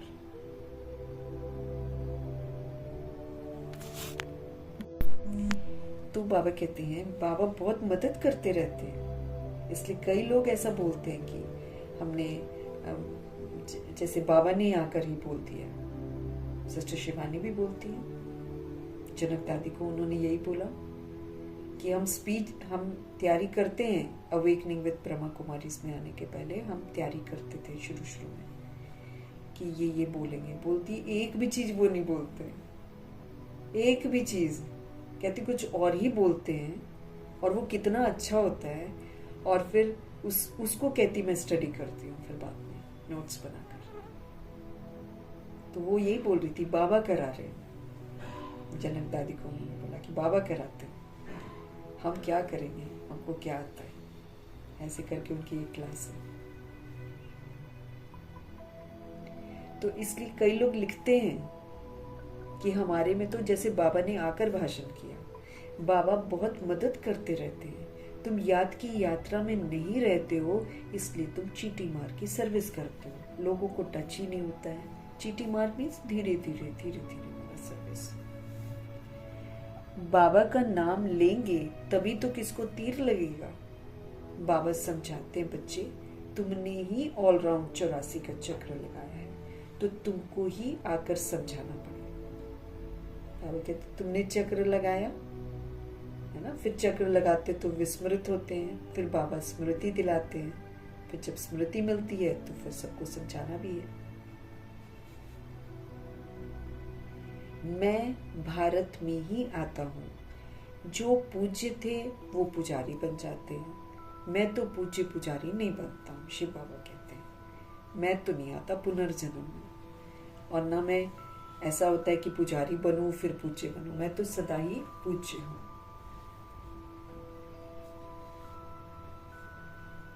बाबा कहते हैं ये तो धुन लगा देनी चाहिए। तुम जब ऐसे ऐसे भाषण करो, जब ऐसा हम सुने तब समझे कि हाँ भाई अब तुम चींटी से मकोड़े बन गए हो। बाबा क्या कह रहे हैं, बाबा कहते हैं ये तो धुन लगा देनी चाहिए। तुम जब ऐसे ऐसे भाषण करो, जब ऐसा हम सुने, शिव बाबा कहते जब हम ऐसा सुने तब समझे कि भाई अब तुम चींटी से मकोड़े बन गए। बाप कहते हैं मैं तुमको पढ़ाता हूँ, तुम सिर्फ माँ में कम याद करो। बाबा कहते तुम सिर्फ ये तो करो कि तुम मुझे याद करो। इस रथ के द्वारा तुमको सिर्फ कहता हूँ कि मुझे याद करो, रथ को थोड़ी याद करना है, जैसे मम्मा जी ने भी कल समझाया है ना, रथ का रिगार्ड पूरा रखना है, लेकिन रथ कैसे करते हैं कर्मा वो भी देखना है। याद शिव बाबा को करना है। तुम सिर्फ माम एकम याद करो। इस रथ द्वारा तुमको सिर्फ कहता हूं कि मुझे याद करो, रथ को थोड़ी याद करना है। बाबा ऐसे कहते हैं, बाबा ये समझाते हैं, ऐसे ऐसे तुम बोलो, फिर देखो तुम्हारा कितना प्रभाव निकलता है। बाबा बोलते हैं, बाबा बताते हैं, बाबा बताते हैं, शिव बाबा बताते हैं। बाप कहते हैं देह सहित सभी संबंधों से अब अपना बुद्धि का योग तोड़ दो। मतलब अब वो रिलेशन मत समझो, रहना साथ है, लेकिन लौकिक को अब अलौकिक में परिवर्तन कर दो। लौकिक निमित्त मात्र करना है, कार्य जो भी हम करते हैं ना लौकिक में निमित्त मात्र करना है, लेकिन ये मुझे याद रखना है कि मुझे अलौकिक में क्या करना है। अलौकिक कर्तव्य मेरे क्या है, जैसे बाबा कहते हैं ट्रस्टी बन जाओ, सेवाधारी बन जाओ। रह रहे हैं लौकिक में, खाना भी बना रहे हैं, कपड़े भी धो रहे हैं, सफाइयाँ कर रहे हैं, जॉब जा रहे हैं, कर रहे हैं लौकिक का काम, है ना, लेकिन निमित्त मात्र कर रहे हैं। बस ध्यान उसमें ये रहे कि उसमें अलौकिकता हो, अर्थात ट्रस्टीपन और सेवाधारी वाला एटीट्यूड हो। अब वो दैहिक दृष्टि ना हो कि ये हमारा बच्चा है, ये चाचा है, चाची है। रिश्ता जो है ना वो हमारी बुद्धि में नहीं होना चाहिए। देखो संबंध वैसे भी बाबा कहते हैं सब कब्र दाखिल हो जाएंगे। बॉडी कब्र दाखिल हो गई, रिश्ते कब्र दाखिल हो गए। बॉडी का जो विस्तार है, जो वैभव है, घर द्वार जो भी है, सब बाबा कहते दफन हो जाएंगे, खत्म हो जाएंगे। उससे पहले ही बाबा हमको डिटैच कर रहे हैं कि बुद्धि से भूल जाओ अपनी देह को भी, और कि मेरी देह है वो वाला भूल जाओ। ये भगवान का ना इंस्ट्रूमेंट है, ऐसे समझो। ये भगवान की अमानत है, अब इसको ऐसा समझो। अमानत समझकर उसको स्वच्छ रखो। उसमें फिर बाबा कहते हैं कि कोई खिटपिट वाला खाना नहीं खाओ, है ना, नहीं तो रोग लगेंगे भाई। अगर हम बाबा का कहना नहीं मानते हैं, हम अपनी मनमर्जियां करते हैं, तो वो माया तो हमको इधर उधर कर देती है, लेकिन फिर भुगतान जब हम करेंगे तो माया थोड़ी मेरा साथ देगी, फिर भुगतो। इसीलिए भगवान को सुनना बहुत जरूरी है। भगवान जी क्या कह रहे हैं, देह सहित देह के सभी जितने रिलेशंस हैं उनसे अपना बुद्धि का जो कनेक्शन है वो तोड़ दो। अब उनको आत्मा रूप में देखो और अपना अलौकिक कर्तव्य याद रखो। बाकी निमित्त मात्र निभा दो। निमित्त मात्र लौकिक कार्य निमित्त मात्र करने हैं, लेकिन उसमें अलौकिक कर्तव्य का करना है, वो ध्यान में रखना है कि भाई रिश्ते में आए हैं तो कोई ना कोई हिसाब किताब है।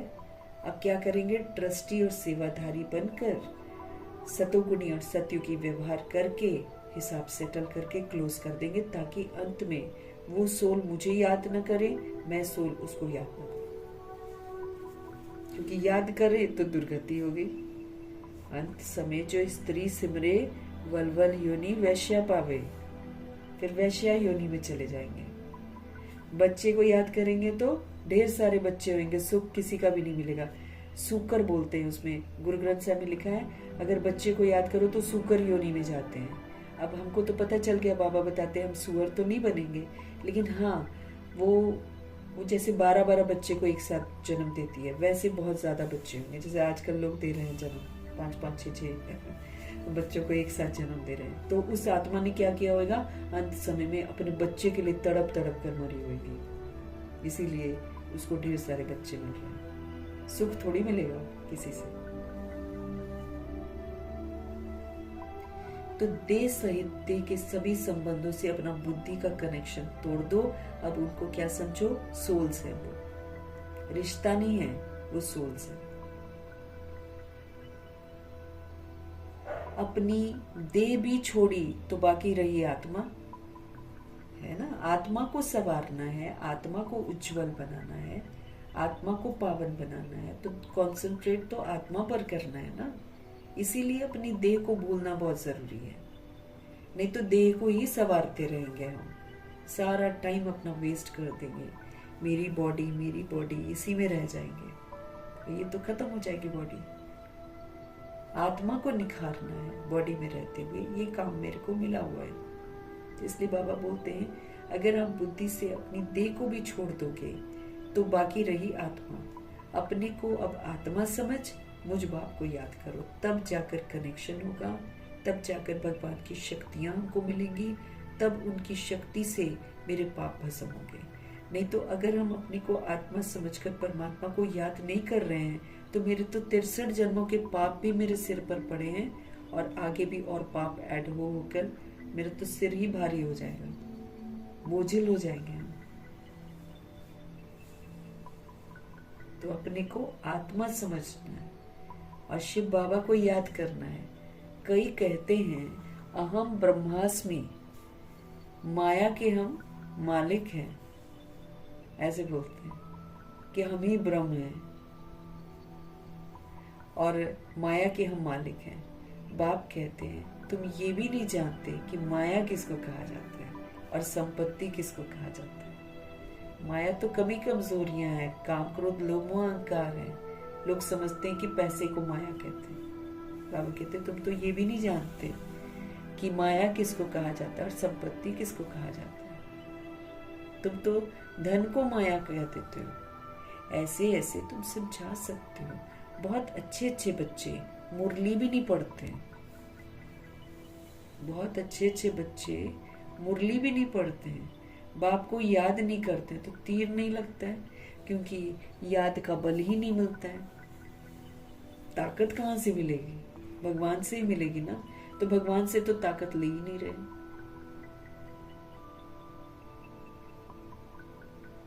अब कहते याद ही नहीं करते तो फिर तीर भी नहीं लगता। वो किसी को कुछ बताएंगे उसको यकीन ही नहीं होगा, क्योंकि याद का बल नहीं मिलता है। बल मिलता है याद करने से, पावर हाउस से। अभी तो चार्ज भी होना है, आत्मा रूपी बैटरी को चार्ज होना है, तब तो पाठ बजाएगी। अब वो चार्ज ही नहीं होगी तो पाठ क्या बजाएगी?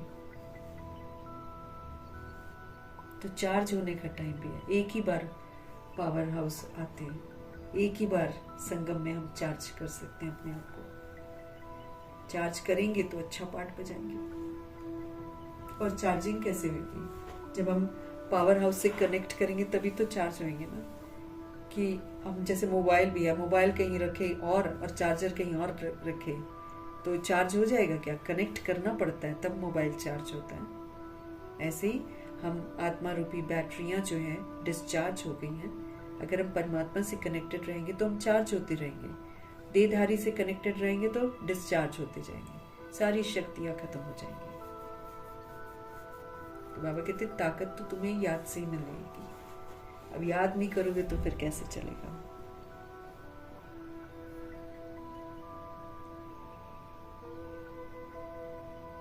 बाबा कहते क्योंकि याद का बल नहीं मिलता है इसलिए तीर भी नहीं लगता है। बल ताकत जो है याद से ही मिलेगा, इसलिए याद में रहकर कोर्स कराना है, याद में रहकर मुरली पढ़नी है, याद में रहकर ही किसी को समझाना है।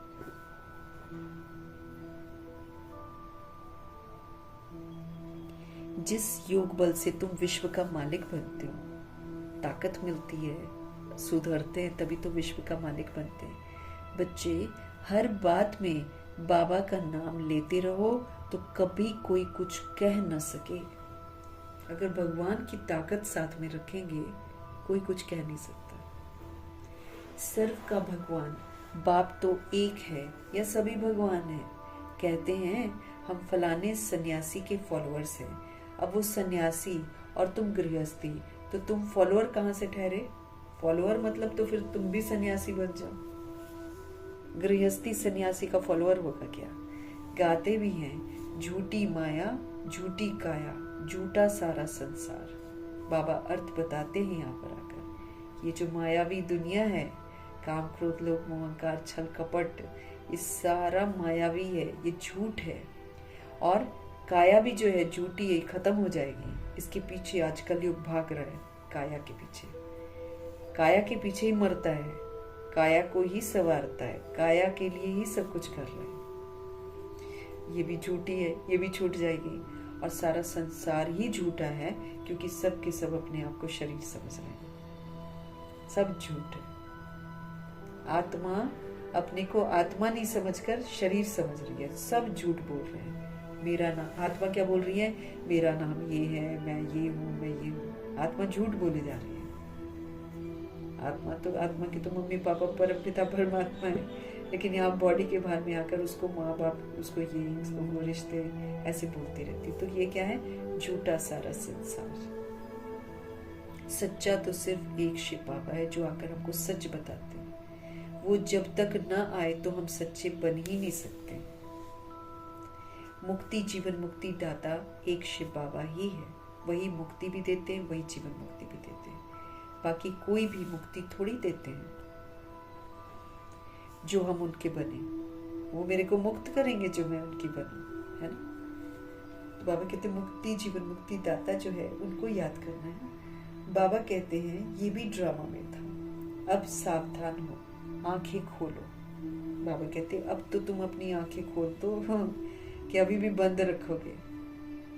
बाबा ऐसे कहते हैं, ये कहने से तुम छूट जाएंगे, तुम्हारे ऊपर कोई बकवास नहीं करेंगे।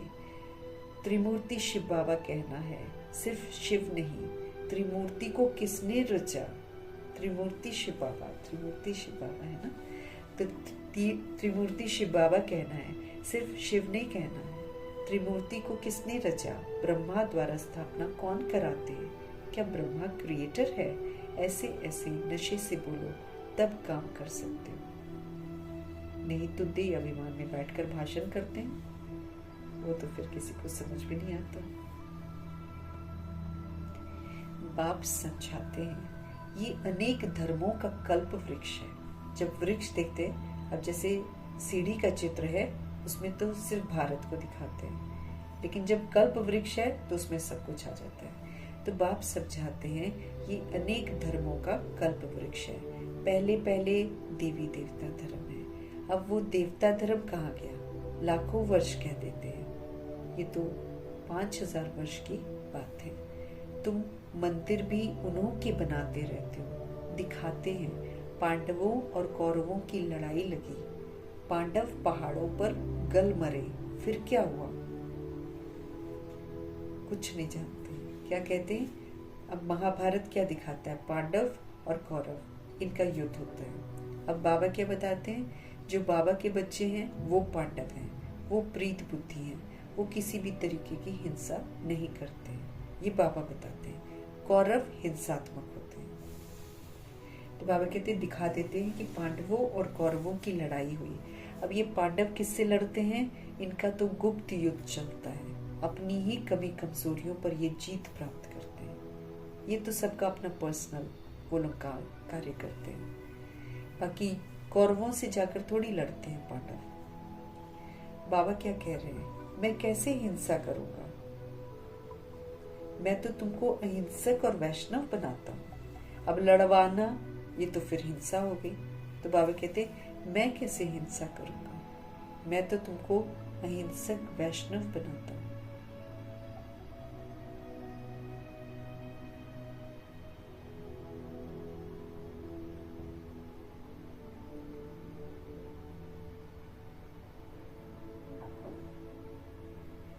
बाबा कहते हैं हाँ, कि कौरवों की और पांडवों की लड़ाई लगी और पांडव क्या हुए? पहाड़ों पर गल मरे, फिर क्या हुआ? कुछ नहीं बताते हैं। अब बाबा कहते हैं कि पांडव जो है पहाड़ों पर गल मरे, मतलब पांडव पहाड़ों पर, पहाड़ मीन्स ऊंची स्थिति, और वो ऊंची स्थिति उन्होंने कैसे प्राप्त करी? जब उन्होंने देह अभिमान को खत्म किया। गल मरे मतलब देह अभिमान को मार दिया। बाकी ये नहीं है कि पहाड़ों पर चढ़कर गल गए, नहीं, देह अभिमान को गलाया उन्होंने और अपनी ऊंची स्थिति प्राप्त की। बाबा कहते हैं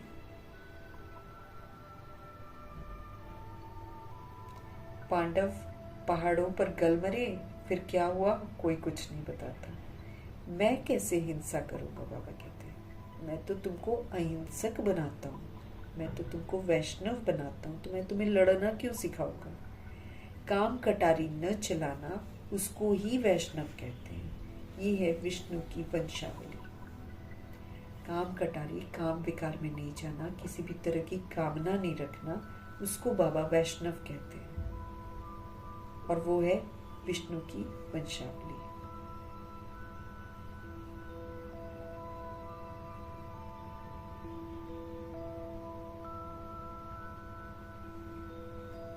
तुमको अहिंसक वैष्णव बनाता हूँ। काम कटारी न चलाना, बाबा कहते हैं उसको वैष्णव कहते हैं। वो है फिर विष्णु की वंशावली। जो काम कटारी नहीं चलाते हैं वो फिर विष्णु की वंशावली वाले बनते हैं। काम विकार, वंश और अंश पूरा। अच्छा, मीठे मीठे सिकीलते बच्चों प्रति माता पिता बाप दादा का याद प्यार और गुड मॉर्निंग। रूहानी बाप की रूहानी बच्चों को नमस्ते। हम रूहानी बच्चों की भी रूहानी बाप को दिल से, जान से, सिक से, प्रेम से, अदब से, पूरे रिस्पेक्ट से, पूरे रिगार्ड से प्यार भरी नमस्ते और तहे दिल से धन्यवाद करेंगे हम। धारणा के लिए मुख्य सार है, सेवा में सफलता प्राप्त करने के लिए बाबा कहते हैं अहंकार को छोड़ दो। हर बात में बाबा का नाम लेना है, याद में रहकर ही सेवा करनी है। झरमुई झगमुई में अपना टाइम वेस्ट नहीं करना है। झरमुई झगमुई मतलब जिससे कोई फायदा ही नहीं है। पर चिंतन करने से कोई फायदा ही नहीं है, प्रदर्शन करने से कोई फायदा ही नहीं है। तो जिसका कोई फायदा ही नहीं है बात करने का, है ना, उन सारी बातों को छोड़ देना। झरमुई झगमुई जितनी भी बातें हैं उसमें अपना टाइम हमको वेस्ट नहीं करना है, जिससे आत्मा की शक्ति जो है ना घटती है। अब तो आत्मा की शक्ति को बढ़ाने वाली जो बातें हैं वो करनी है।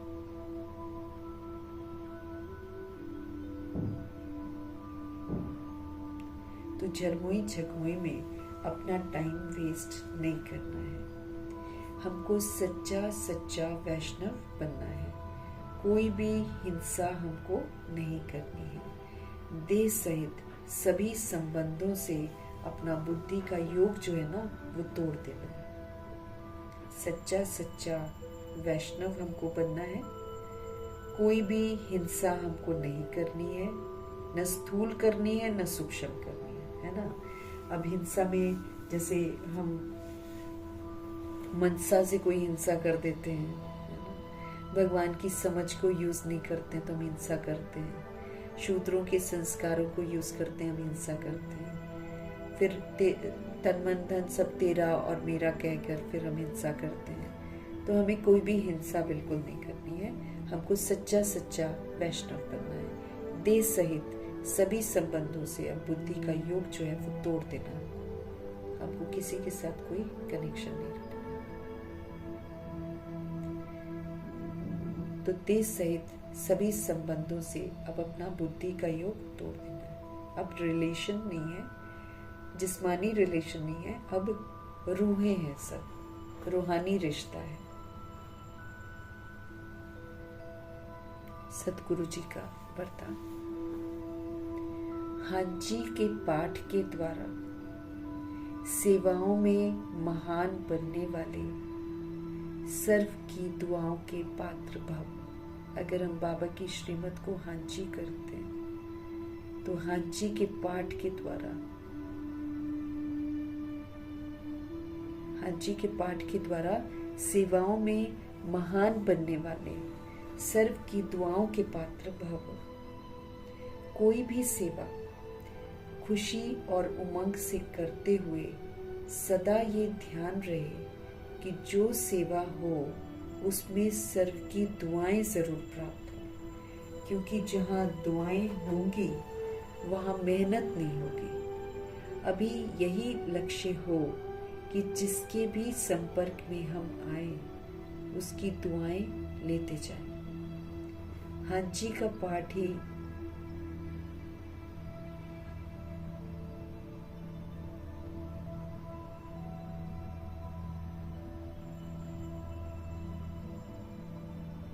तो जहाँ दुआएं होंगी वहाँ मेहनत नहीं होगी। अभी यही लक्ष्य हो कि जिसके भी संपर्क में हम आए उसकी दुआएं लेते जाएं। हाँ जी का पाठ ही दुआएं लेने का साधन है। कोई रॉन्ग भी है तो उसे रॉन्ग कहकर धक्का देने के बजाय सहारा देकर उसको खड़ा करो, उसको सहयोगी बनो। रॉन्ग में सहयोगी नहीं, अच्छा बनने में सहयोगी बनो। तो उससे भी संतुष्टता की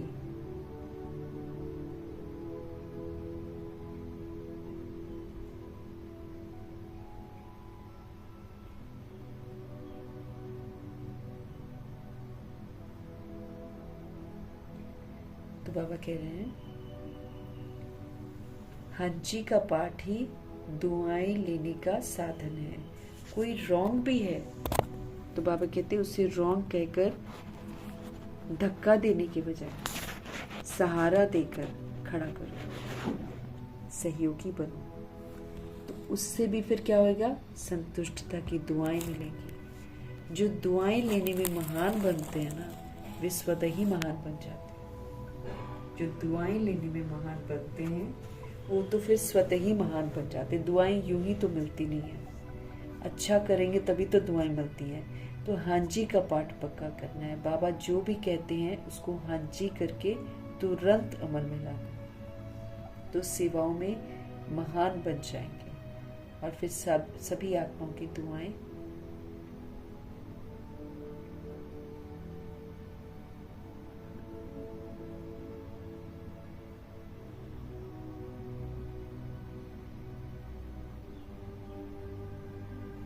कोई भी सेवा खुशी और उमंग से करते हुए सदा ध्यान रहे कि जो भी सेवा हो उससे हमें सभी की दुआएं जरूर प्राप्त हो, क्योंकि जहाँ दुआएं होंगी वहाँ मेहनत नहीं होगी। अभी यही लक्ष्य हो कि जिसके भी संपर्क में आए उसकी दुआएं हम लेते जाएं। हाँ जी का पाठ ही दुआएं लेने का साधन है। कोई रॉन्ग भी है तो उसे रॉन्ग कहकर धक्का देने के बजाय सहारा देकर उसको खड़ा करो, सहयोगी बनो उसको। तो उनसे भी क्या मिलेगा? फिर संतुष्टता की दुआएं मिलेंगी। जो दुआएं लेने में महान बन जाते हैं वही फिर स्वतः ही महान बन जाते हैं। क्योंकि दुआएं लेने के लिए भी तो महान कार्य करना है ना, गिरे हुओं को भी उठाना, संभालना, अच्छाई का सहयोग देना महान कार्य है। स्लोगन है, हार्ड वर्कर के साथ साथ अपनी स्थिति भी मजबूत बनाने का लक्ष्य। मेहनत तो करती हैं आत्माएं, लेकिन बाबा कहते हैं हार्ड वर्कर के साथ साथ क्या करो? आप अपनी स्थिति को भी मजबूत बनाने का लक्ष्य रखो कि मुझे स्थिति भी स्ट्रॉन्ग बनानी। अव्यक्त इशारे हमको मिल रहे हैं अपने लिए भी और सभी के प्रति भी। मनसा के द्वारा बाबा कहते हैं योग की पावर्स को यूज करो।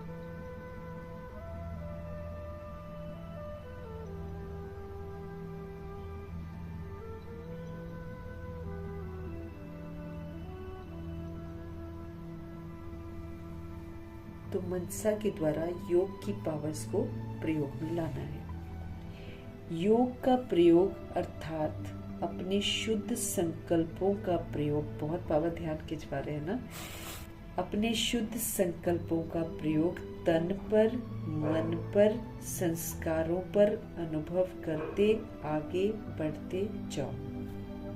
अपने बॉडी के लिए शुद्ध संकल्प करो, अपने मन के लिए शुद्ध संकल्प करो, संस्कारों के लिए शुद्ध संकल्प करो। बाबा कहते योग का प्रयोग अर्थात अपने शुद्ध संकल्पों का प्रयोग तन पर, मन पर, संस्कारों पर अनुभव करते आगे बढ़ते जाओ। इसमें एक दो को नहीं देखो कि ये क्या करते हैं, ये नहीं करते हैं, पुराने करते व नहीं करते, ये नहीं देखो। पहले मैं इस अनुभव में आगे आ जाऊं, क्योंकि ये अपने आंतरिक पुरुषार्थ की बात है। हमको आंतरिक पुरुषार्थ करना है। जब ऐसे व्यक्तिगत रूप में, इंडिविजुअली इसी प्रयोग में हम लग जाएंगे, वृद्धि को हम पाते रहेंगे, है ना, तो पाते रहेंगे तक एक एक के शांति की शक्ति का संगठित रूप में विश्व के सामने प्रभाव पड़ जाएगा। बाबा क्या कह रहे हैं? योग का प्रयोग अर्थात अपने शुद्ध संकल्पों का प्रयोग अपने तन पर, मन पर, संस्कारों पर, बाबा कहते करके फिर अनुभव करो कि कैसा लगता है। और आगे बढ़ते, जैसे जैसे अनुभव अच्छे अच्छे होने लग जाएंगे, आगे बढ़ते जाएंगे। इसमें बाबा कहते एक दो को मत देखो कि ये क्या करते हैं, ये नहीं करते हैं, पुराने करते हैं चाहे नहीं करते हैं। बाबा कहते ये मत देखो, पहले मैं इस अनुभव में आगे आ जाऊं, ये सोचो, क्योंकि ये अपने आंतरिक पुरुषार्थ की बात है। जब ऐसे व्यक्तिगत रूप में इसी प्रयोग में लग जाएंगे, हम वृद्धि को पाते रहेंगे ना, तब तक आप लगे रहो, तो एक एक के शांति की जो पावर है उसका संगठित रूप में विश्व के सामने प्रभाव पड़ेगा। शांति की शक्ति है ना, शांति की शक्ति क्या है? शुभ संकल्प, शुद्ध संकल्प करना। तो तन पर, मन पर और संस्कारों पर बाबा कहते इसको अनुभव करो।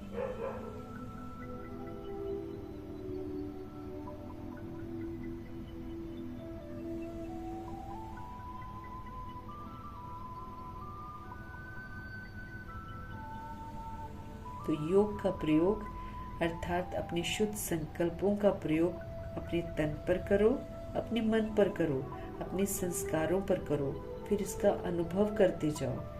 अनुभव करते हुए आगे बढ़ते जाओ। 10 बार संकल्प करेंगे, 20 बार करेंगे, 1 महीना करेंगे, 2 महीना करेंगे, तो अच्छा अच्छा अनुभव होना शुरू हो जाएगा। अनुभव करते आगे बढ़ते जाओ। इसमें बाबा कहते एक दो को मत देखो, ये क्या करते, ये नहीं करते, पुराने करते, नहीं करते, नहीं देखना किसी को भी। पहले मैं इस अनुभव में आगे चली जाऊं, क्योंकि ये अपने आंतरिक पुरुषार्थ की बात है। जब हम ऐसे व्यक्तिगत इंडिविजुअल रूप में इसी प्रयोग में लग जाएंगे ना, दूसरों को नहीं देखेंगे, वृद्धि को पाते रहेंगे, तो तब तक एक एक के शांति की शक्ति का संगठित रूप में विश्व के सामने प्रभाव पड़ेगा। साइलेंस के पावर का प्रभाव पड़ेगा। जब हम करते जाएंगे आंतरिक पुरुषार्थ हमारा चलता रहेगा।